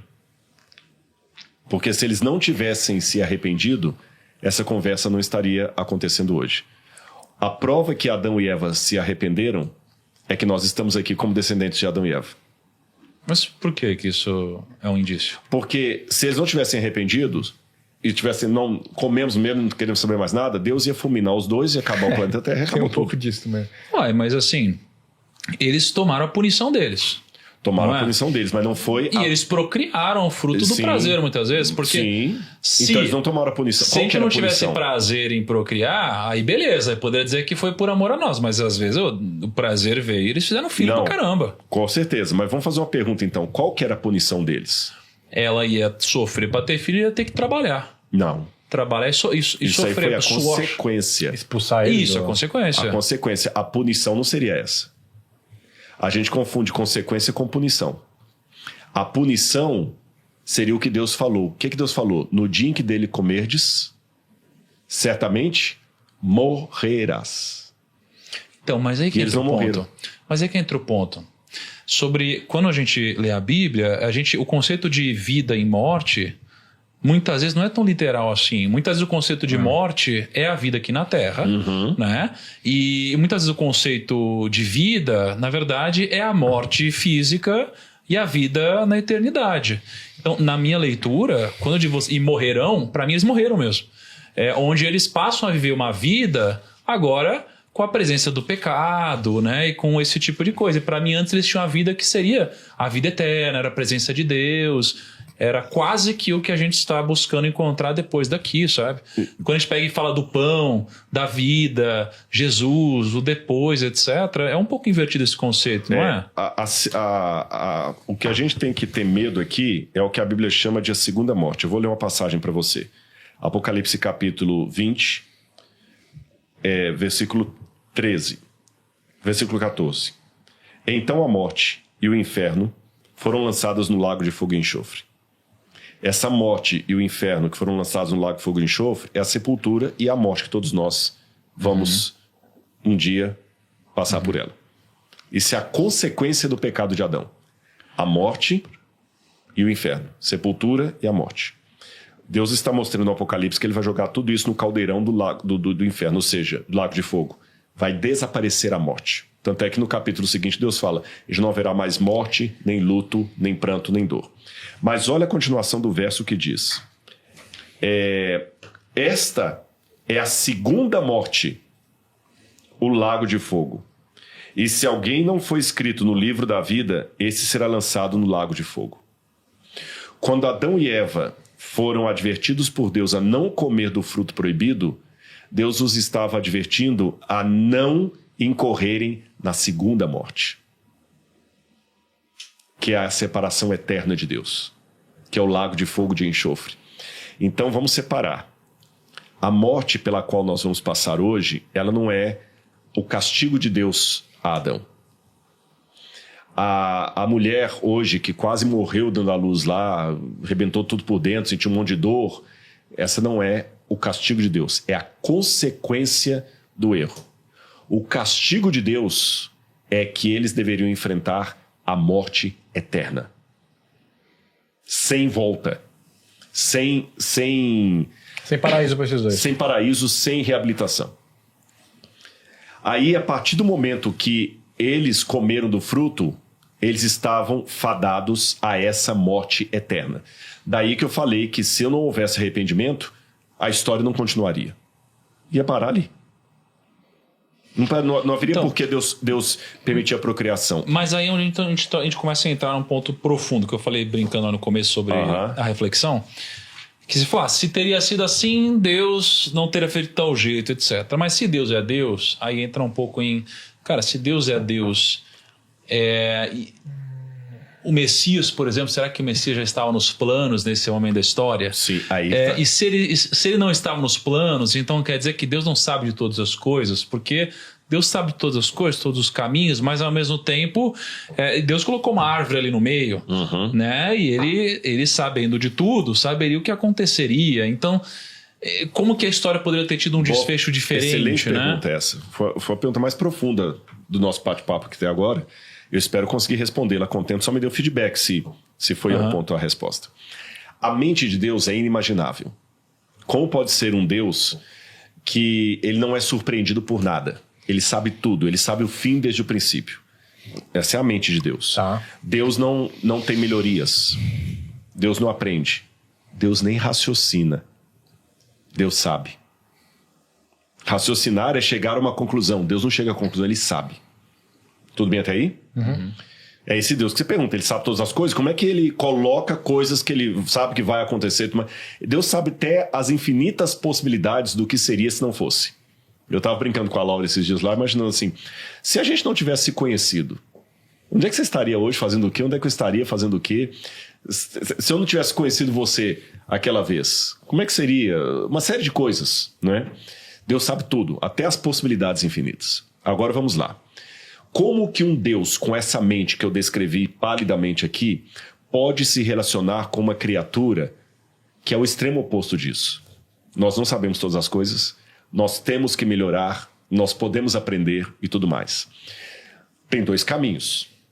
Deus pode ser um pretender, ele pode fingir, mas se eu falar que Deus finge em fazer perguntas para mim, Deus é um fingidor. Mas a gente é um pouco disso com uma criança, não é? Às vezes, ai, que bonitinho. Pois é, mas assim... Mesmo a gente não necessariamente sentindo pra... Sim, mas será que Deus é sempre assim? Eu concordo, eu já vi essa explicação. Eu não tô dizendo que Deus é assim, então eu tô só carregando aqui. Mas é válida a metáfora. Mas será que Deus só tá assim, ai, que bonitinho? As coisas são mais profundas aqui. Ele sabia que o pecado ia acontecer e ele deixou acontecer mesmo assim. Ele sabia que Lúcifer ia aprontar o que aprontou e ele deixou mesmo assim. Isso é mais profundo do que... Ai, que bonitinho. Então Deus sabia. Mas a Bíblia fala que ele perguntou a Adão onde você estava. Repito, isso é mais profundo do que um pai. Sim, ele já sabia. Quem te fez comer do fruto que eu proibi? Deus não é um mentiroso. Então o que Deus faz?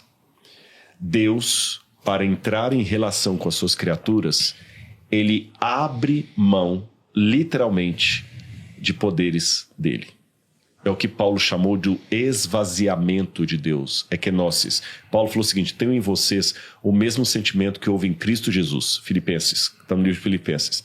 Porque ele, existindo em forma de Deus, não ficou agarrado ao fato de ser igual a Deus. Pelo contrário, a si mesmo se esvaziou, assumindo a forma de servo e vivendo em figura humana. E foi humilhando cada vez mais até a morte de cruz.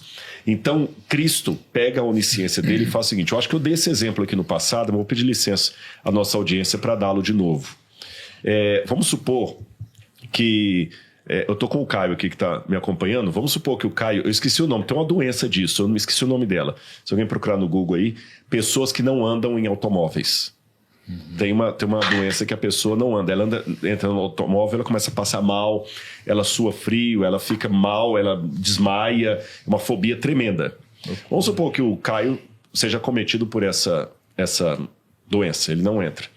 Mas todos os dias eu tenho que ir com ele para a escola porque ele precisa conversar comigo.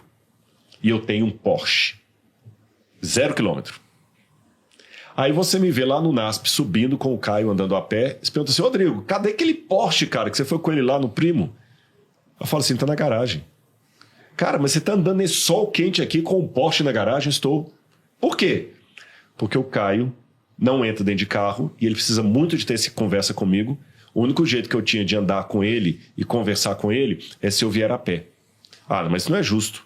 Para quem tem um carro daquele, não é justo você deixar o carro na garagem para andar a pé. Não é justo, porque se eu valorizo a ele, eu abro mão de andar com o meu carro para que ele possa conversar numa boa comigo, já que dentro do carro não tem como. Eu não perdi o carro. Eu não deixei de ser proprietário de um carro.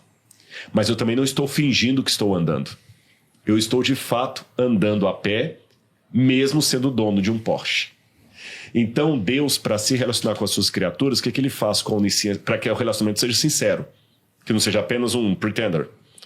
Deus pega a onisciência dele, põe na garagem, e a partir do momento que ele põe a onisciência na garagem, ele tem a condição de fazer uma pergunta honesta: onde é que você estava? E sofrer conosco. Não foi de uma chamada, tipo... Foi uma dor, foi uma chamada, mas foi uma chamada de dor. Por que você fez isso comigo? Quem já foi traído sabe o que é isso? Sabe assim, por que você fez isso comigo? Por que você fez isso com você mesmo? Sabe aquela mãe que quando o filho é preso pela polícia porque estava traficando drogas e ela chega do serviço? De vez em quando esses jornais mostram isso, né? E ela chega lá com o Geroflex no bairro, que é a senhorinha simples, com a bolsinha assim do lado, e fala que o filho dela está preso. Ela vai lá no caburão. Já vi essa cena algumas vezes em TV. Ela fala assim: por que você está fazendo isso com sua mãe? Ela pega a bolsa e começa a bater nele, se olhar pelo sentido físico, ela está batendo nele, cometendo uma violência. Mas nenhum policial chega e tira ela dali. Ela é mãe. Ela é mãe. Então a dor de Deus... Tem um autor chamado Pannenberg, Wolfgang Pannenberg, um alemão, que ele fala o Deus que sofre, o Deus que sente. É diferente do Deus que não sente nada de Santo Tomás de Aquino. Esse aqui ele sofre, ele sente. Ele fala: Adão, por que você fez isso, Adão? Aí eu concordo com você que a linguagem bíblica precisa ser interpretada. Que a gente lê Deus falando assim: Adão, onde estás? A gente imagina aquela voz de frequência modulada, aquela voz de Morgan Freeman, né? Adão, onde estás? Quem lhe fez saber que estavas nu? Não. Deus foi como aquela mãe pegando o filho no caburão. Por que você está fazendo isso com sua mãe? Eu trabalho, eu estou fazendo tudo por você. Ele sofre. E olha que interessante, tem um ponto que a gente não pode perder para entender melhor esse quadro. Lembra que eu falei que serpente astuta é Eirom? Quando fala que Adão e Eva agora se sentiram nus, está Eirumim. Antes eles eram Arumim. Agora é Eirumim. A palavra parece a mesma em hebraico, mas é diferente. Agora eles se tornaram à semelhança da serpente. E quando Adão e Eva se sentiram nus, melhor, pelados, para dar mais ênfase ao sentido hebraico, a primeira coisa que eles fizeram foi tecer folhas de figueira e fazer uma tanga para ele e uma tanga para ela. Quando Adão chegou no jardim na virada do dia, eles não estavam pelados. Eles estavam com as roupas de figueira. Mas ainda assim não resolveu, porque Deus perguntou assim: por que você fugiu? Porque a gente estava nu. Mas vem cá, vocês não estavam nus, vocês estavam com folhas de figueira. Aí a Bíblia fala que Deus os vestiu com pele de animal. Por que Deus os vestiu com pele de animal se eles já estavam vestidos de folha de figueira? A folha de figueira representa a justiça humana, a vontade humana de resolver um problema que só Deus pode resolver. Sabe aquela promessa de início de ano que você nunca passa de fevereiro e não cumpre? Uhum. Deus somente que pode me salvar. O ser humano não pode se salvar. O ser humano não pode resolver o problema. E eu também não acredito que Deus ia criar uma pele morta. Tem um autor judeu, nossa, fugiu aqui agora, daqui a pouco eu lembro. É um grande comentarista judeu, Rashi. O Rashi diz que certamente ali foi realizado o primeiro sacrifício da humanidade. E eu concordo. Matou um cordeiro. Matou um cordeiro e vestiu Adão e Eva com a pele desse cordeiro. Eles nunca tinham presenciado a morte. Aquele cordeiro foi morto no dia que eles comeram do fruto, no lugar deles. Porque no dia em que dele comerdes, certamente morrerás. Eles comeram e não morreram, mas um cordeiro foi morto. E esse cordeiro que foi morto, agora eu já estou saindo da Bíblia e vou fazer uma análise minha, tá? Passiva de erro. Eu imagino que das duas uma, ou o próprio Deus matou o cordeiro, ou segundo Rashi, Deus incumbiu Adão de ser o sacerdote. Porque depois quem vai fazer sacrifícios é a humanidade. Vai lá, pega isso aqui, ó. Pega esse animal aqui, passa aqui. Eles não sabiam o que era morte. E quando Adão passou a faca, e eu já vi sacrifício de cordeiro em ritual muçulmano na Jordânia. É a pior coisa que tem. Grita, mãe. Ele não grita. Cordeiro não grita? Ele não grita. É diferente do porco? Não grita, mas ele chora. Mas ele chora, é uma coisa... Nossa, gente, é horrível. Um dia que a gente estiver junto, a Laura tem no celular dela as filmagens, porque eu não tenho coragem de ter. A Laura foi mais forte do que eu para isso. Rapaz, matar um cachorrinho, por dantesco que seja, não é tão ruim como ver matando. O bichinho fica assim, e os outros veem que vão ser os próximos, que eles fazem uma matança coletiva, e o cara chega assim, e alguns não morrem na hora, né? Ele fica assim agonizando ainda, e olhando para o camarada com uma carinha assim: por que você está fazendo isso comigo? Adão deve ter ficado assim: o que é isso? Sim. E Deus falou assim: eu vou perdoar vocês, mas para eu perdoar vocês, alguém vai ter que pagar o preço. E onde que estava Deus na hora que eles estavam conversando com a serpente? Com certeza, como está em todo lugar, Deus estava ali vendo. E aí que está a questão. Essa pergunta me abre espaço para uma coisa. Se naquela hora Adão tivesse falado assim: Senhor, me ajuda que eu estou caindo, todo o céu teria intervindo na hora para salvar Adão. Mas na hora da queda ele não orou a Deus, ele não pediu ajuda. Ele ficou lidando com o dilema, só ele e o dilema, só ele e o dilema. Ele e o dilema. E Eva a mesma coisa. Eva e a tentação, ele e o dilema. Ele não pediu socorro a Deus. E quando Deus veio... Porque essa é uma coisa que a galera tem que entender. Eu já vi muitas pessoas ateias que ficam ridicularizando. Que Deus é esse que é satisfeito com sangue? Isso é culto primitivo, não sei o que. Não entendem o que é aquilo que em alemão nós chamamos de Heilsgeschichte, a história da redenção. Para que o pecado fosse realmente perdoado, alguém tinha que sofrer a consequência eterna. Então Cristo, quando veio morrer na cruz do Calvário, ele veio morrer por Adão e Eva e toda a humanidade. E aquele primeiro cordeiro que foi morto no Éden foi apenas o primeiro de uma série de cordeiros que haveriam de ser mortos no ritual do santuário, que esse é um tema legal, a gente está falando de temas aqui, estudar o santuário, o processo do santuário. Eu posso fazer uma miniatura aqui, a gente explicar... Legal. Por que sempre Israel mandava matar cordeiro, o cordeiro da Páscoa? Eles estavam simbolizando o Messias que haveria de vir.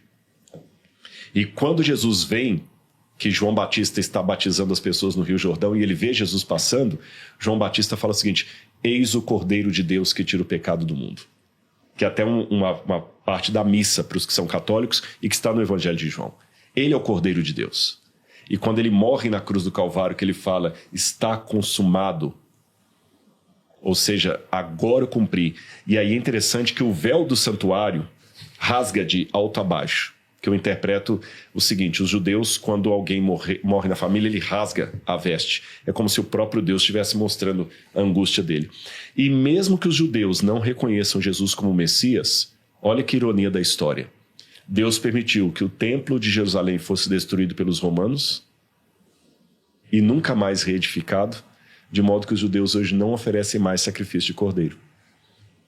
Até os judeus, mesmo não aceitando que Jesus era o Messias, ainda de maneira involuntária, eu posso dizer assim, inconsciente, sei lá, eles estão dizendo para o mundo, o cordeiro veio, o Messias veio, porque o sacrifício de cordeiros era até a vinda do Messias. Uma vez que o Messias viesse, não precisava mais fazer esse sacrifício. E só para fechar meu comentário aqui, para não ficar mais longo ainda, por isso que hoje eu não preciso mais matar cordeirinho, porque o cordeiro veio. E Deus substituiu o sacrifício de cordeiros pela Santa Ceia. Então, quando Abraão, Isaac, Jacó, Moisés, todo o pessoal do Antigo Testamento matavam um cordeiro, eles estavam depositando a fé no Salvador que haveria de vir. E hoje, quando eu tomo a Santa Ceia, eu deposito a minha fé no Salvador que veio e voltará. Os do Antigo Testamento olhavam para o futuro, nós olhamos para o passado, para a cruz, que a cruz para ele estava adiante, para nós está no passado, e aponta que ele vai voltar. Ele morreu por nós. É por isso, pessoal, que eu falo com vocês assim, você pode não concordar, você pode achar ridículo, pouco intelectual, mas eu agradeço todos os espaços que me dão, como aqui no Grupo Primo, para falar desse amor de Deus, porque é muito forte. Sabe por que a gente insiste tanto para você aceitar Jesus? Eu vou explicar a você por quê. É que isso é tão bom, é tão maravilhoso o que ele faz no coração da gente, que ai de mim se eu não pregar o Evangelho. Então você só está vivo hoje com a capacidade de rejeitar a Deus porque ele morreu em seu lugar. É bom. E aí a gente tem aqui o final, né? Ou o começo, né? Dessa de tudo, grande né? história que termina, na verdade, no comecinho do capítulo 4, que diz: Adão teve relações com Eva, sua mulher, e ela engravidou e deu à luz a Caim. E aí a gente começa, né, esse próximo ciclo aqui com Caim e Abel, que a gente com certeza vai gravar algum dia, que seria talvez o primeiro assassinato ou traição aqui da história. Uma história maluca, né, cara? Sim. Já dizia o Mano Brown, né? Mano Brown fala na música dele de Caim e Abel. Não fala? Você vai mandar um Mano Brown aqui? Eu não lembro. Mas do nada. Mano Brown, um abraço pra você. Sabe que eu fiz um podcast com o Mano Brown uma vez? Nossa, legal. Cara, foi muito legal. Foi antes até de eu vir aqui. Caramba. Foi um podcast, acho que era pro Spotify. Mas, cara, e eu tenho uma curiosidade do Mano Brown. Eu sei que ele não é o tema, mas já que você mencionou... o Mano Brown, ele foi tão querido, ele que me convidou pro podcast lá. O pessoal veio atrás de mim porque ele tinha convidado. E eu não sabia que ele tinha assistido tanta coisa minha e tudo. A gente teve um papo tão legal, deve estar aí no Spotify ainda. E quando eu tirei a foto com ele, ele sorriu. Que cara, isso é muito difícil. É muito difícil. Eu tenho essa foto. Ele sorriu. Aí todo mundo que é fã do Mano Brown fala assim, ele não sorri em foto nenhuma pra ninguém. Então, Mano Brown, beijo no coração aí, meu irmão. Olha aí, cara. Muito legal. Cara, agora você falou, né, Rodrigo, no começo de tudo que você precisa do fim para explicar o começo e do começo para fazer sentido o fim, né? Esse grande ciclo meio dark aqui das coisas, né, da série. Vamos voltar pro Éden? Cara, eu queria entender assim, qual que é essa relação? Por que é tão importante essa história pro fim de tudo? Vamos lá. Em primeiro lugar, se tudo isso for uma metáfora, uma parábola, e uma o fim está próximo, é uma pergunta que todo mundo quer saber. Pergunta, né? O fim está próximo? Eu vou respondê-la. Se tudo que estudamos de Gênesis 1, 2 e 3, que a gente leu até o capítulo 3, você até leu o comecinho do 4. Né? O comecinho do 4 aqui, né? Quando vem Caim e Abel. Se tudo que lemos aqui é uma metáfora, uma alegoria, uma parábola, uma lenda, então eu tenho sérios problemas. Por quê?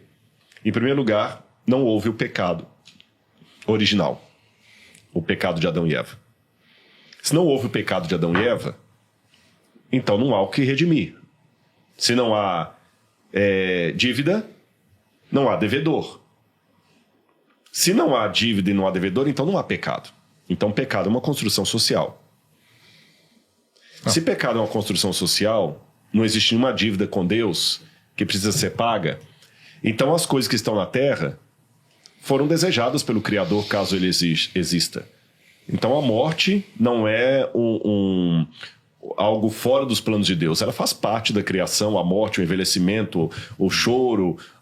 Se faz parte desse sistema, ele nunca vai ser extirpado. E quando eu vou para a Bíblia, considerando que eu estou falando para pessoas cristãs, Jesus veio fazer papel de idiota. Isso que eu vou falar desse jeito, eu não estou desrespeitando Jesus, porque ele veio morrer na cruz do Calvário por um pecado que não existe. E Jesus acreditava que tudo isso era literal. Tanto é que quando perguntaram para ele o negócio do casamento, ele falou assim, vocês não leram como é que era no início, quando Deus fez o homem e a mulher e deixará o homem seu pai e sua mãe? Erram não conhecendo as escrituras. Jesus tratava o dilúvio como história real. Ele falou que a segunda vinda dele seria semelhante aos dias anteriores ao dilúvio. Os dias... Foi interessante, né? Quando fala que o homem e a mulher deixarão pai e mãe, nem tinha pai e mãe ainda quando foi escrito não tinha, isso, exatamente, né? Não tinha. Deixará o homem... Ali eles iam iniciar... eles iriam iniciar como seria o formato da família. Pô, e Moisés já estava escrevendo sobre como deveria ser, mesmo não sabendo que aconteceria. Deus inspirou, de fato. Exatamente. Esse Deus pecado que iria... Você vai começar com vocês, daqui por diante vai ser assim. Vocês estão juntos aqui comigo. Quando vocês tiverem filhos, eles vão se casar também. E em tese não teriam filhos, né? Se continuasse a jornada do jeito que estava indo, né? Em tese não teriam filhos. Não, sem pecado se fala? É.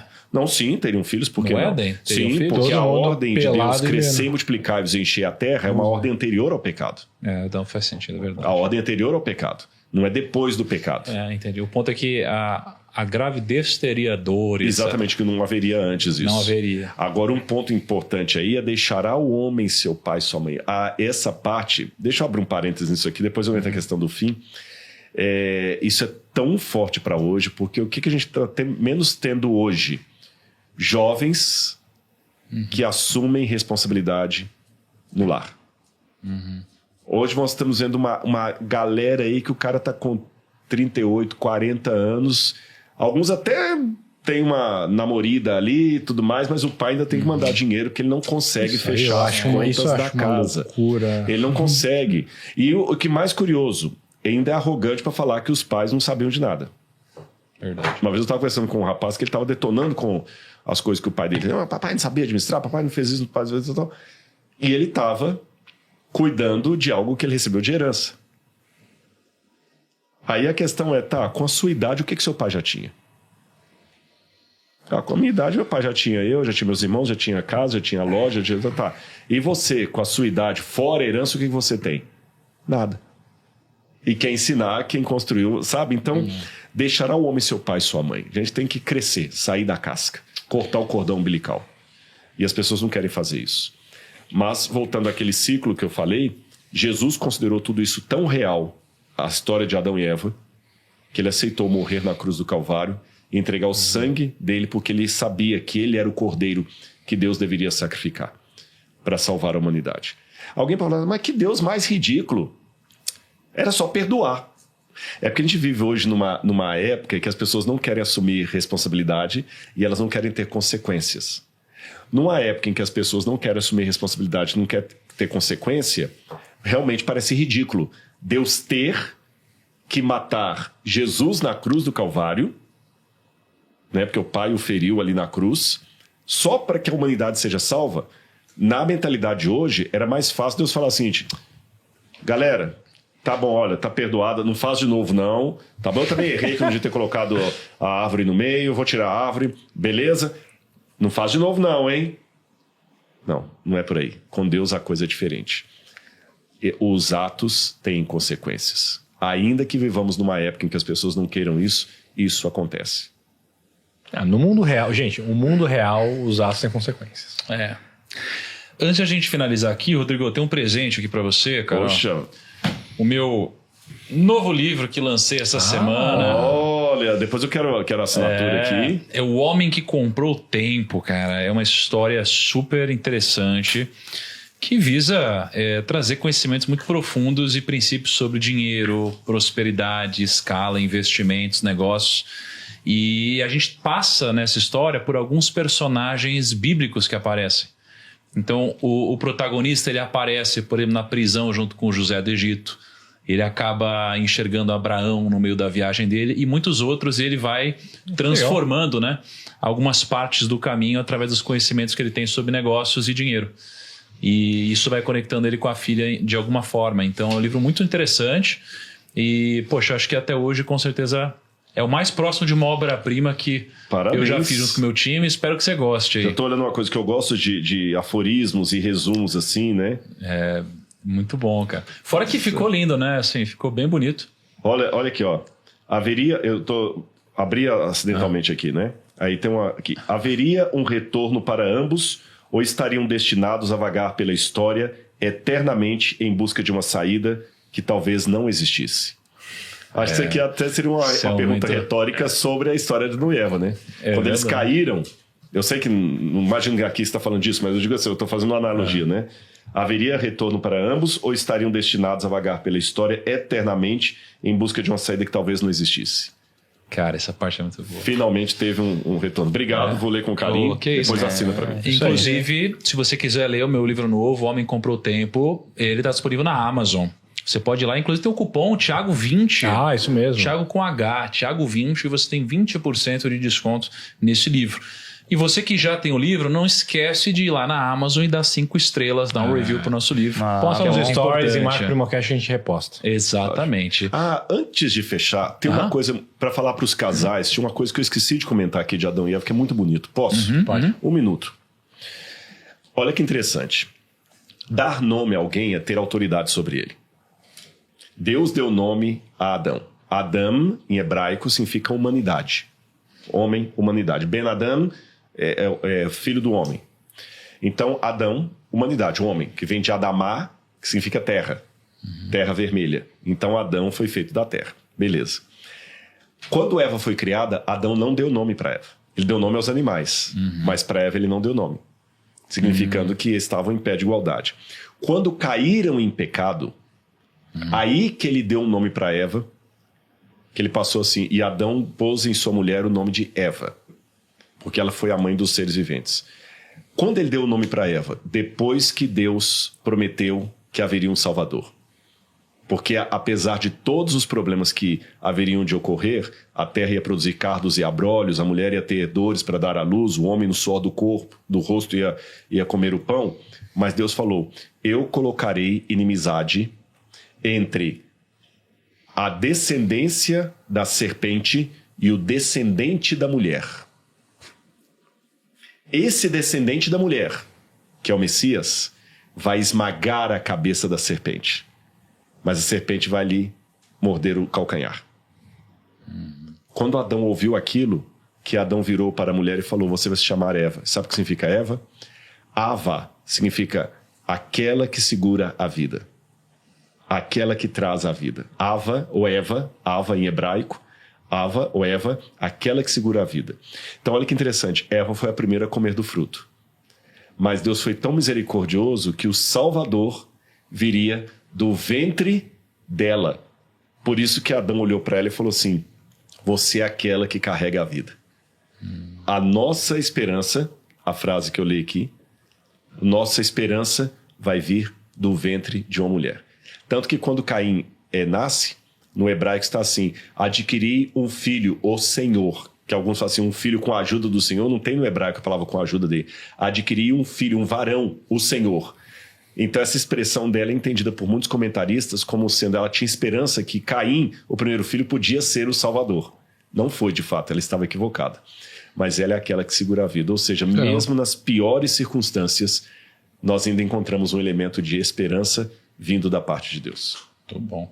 Agora eu quero saber qual é o próximo personagem bíblico que a gente vai contar a história aqui. Tem tantos. Vamos deixar a galera também opinar? Deixar a galera opinar. E a gente já falou de tantos, mas ainda são tão poucos perto dos personagens que tem. Posso dar uma dica pro pessoal? Tem alguns aí, vocês vão escolher. Você vai pesar o pessoal. Você vai pesar o pessoal. Então vou dar tantos que eles vão ficar perdidos sem saber quais. Olha, a gente não fez ainda sobre Maria, mãe de Jesus. O Rodrigo sempre fala sobre Maria. Ele quer falar sobre Maria. Maria Madalena. Nós não fizemos ainda sobre o apóstolo Pedro. Paulo também. Paulo não fizemos. Paulo. Elias. Elias é muito interessante. Cara, Elias também. dá um programão. Elias, tá bom? Então, olha, já colocamos vários para vocês aí e outros mais que vocês podem. A Bíblia é imensa. A gente tem bate-papo aqui para muito tempo ainda. É isso aí. Então, deixa nos comentários qual é o próximo personagem bíblico.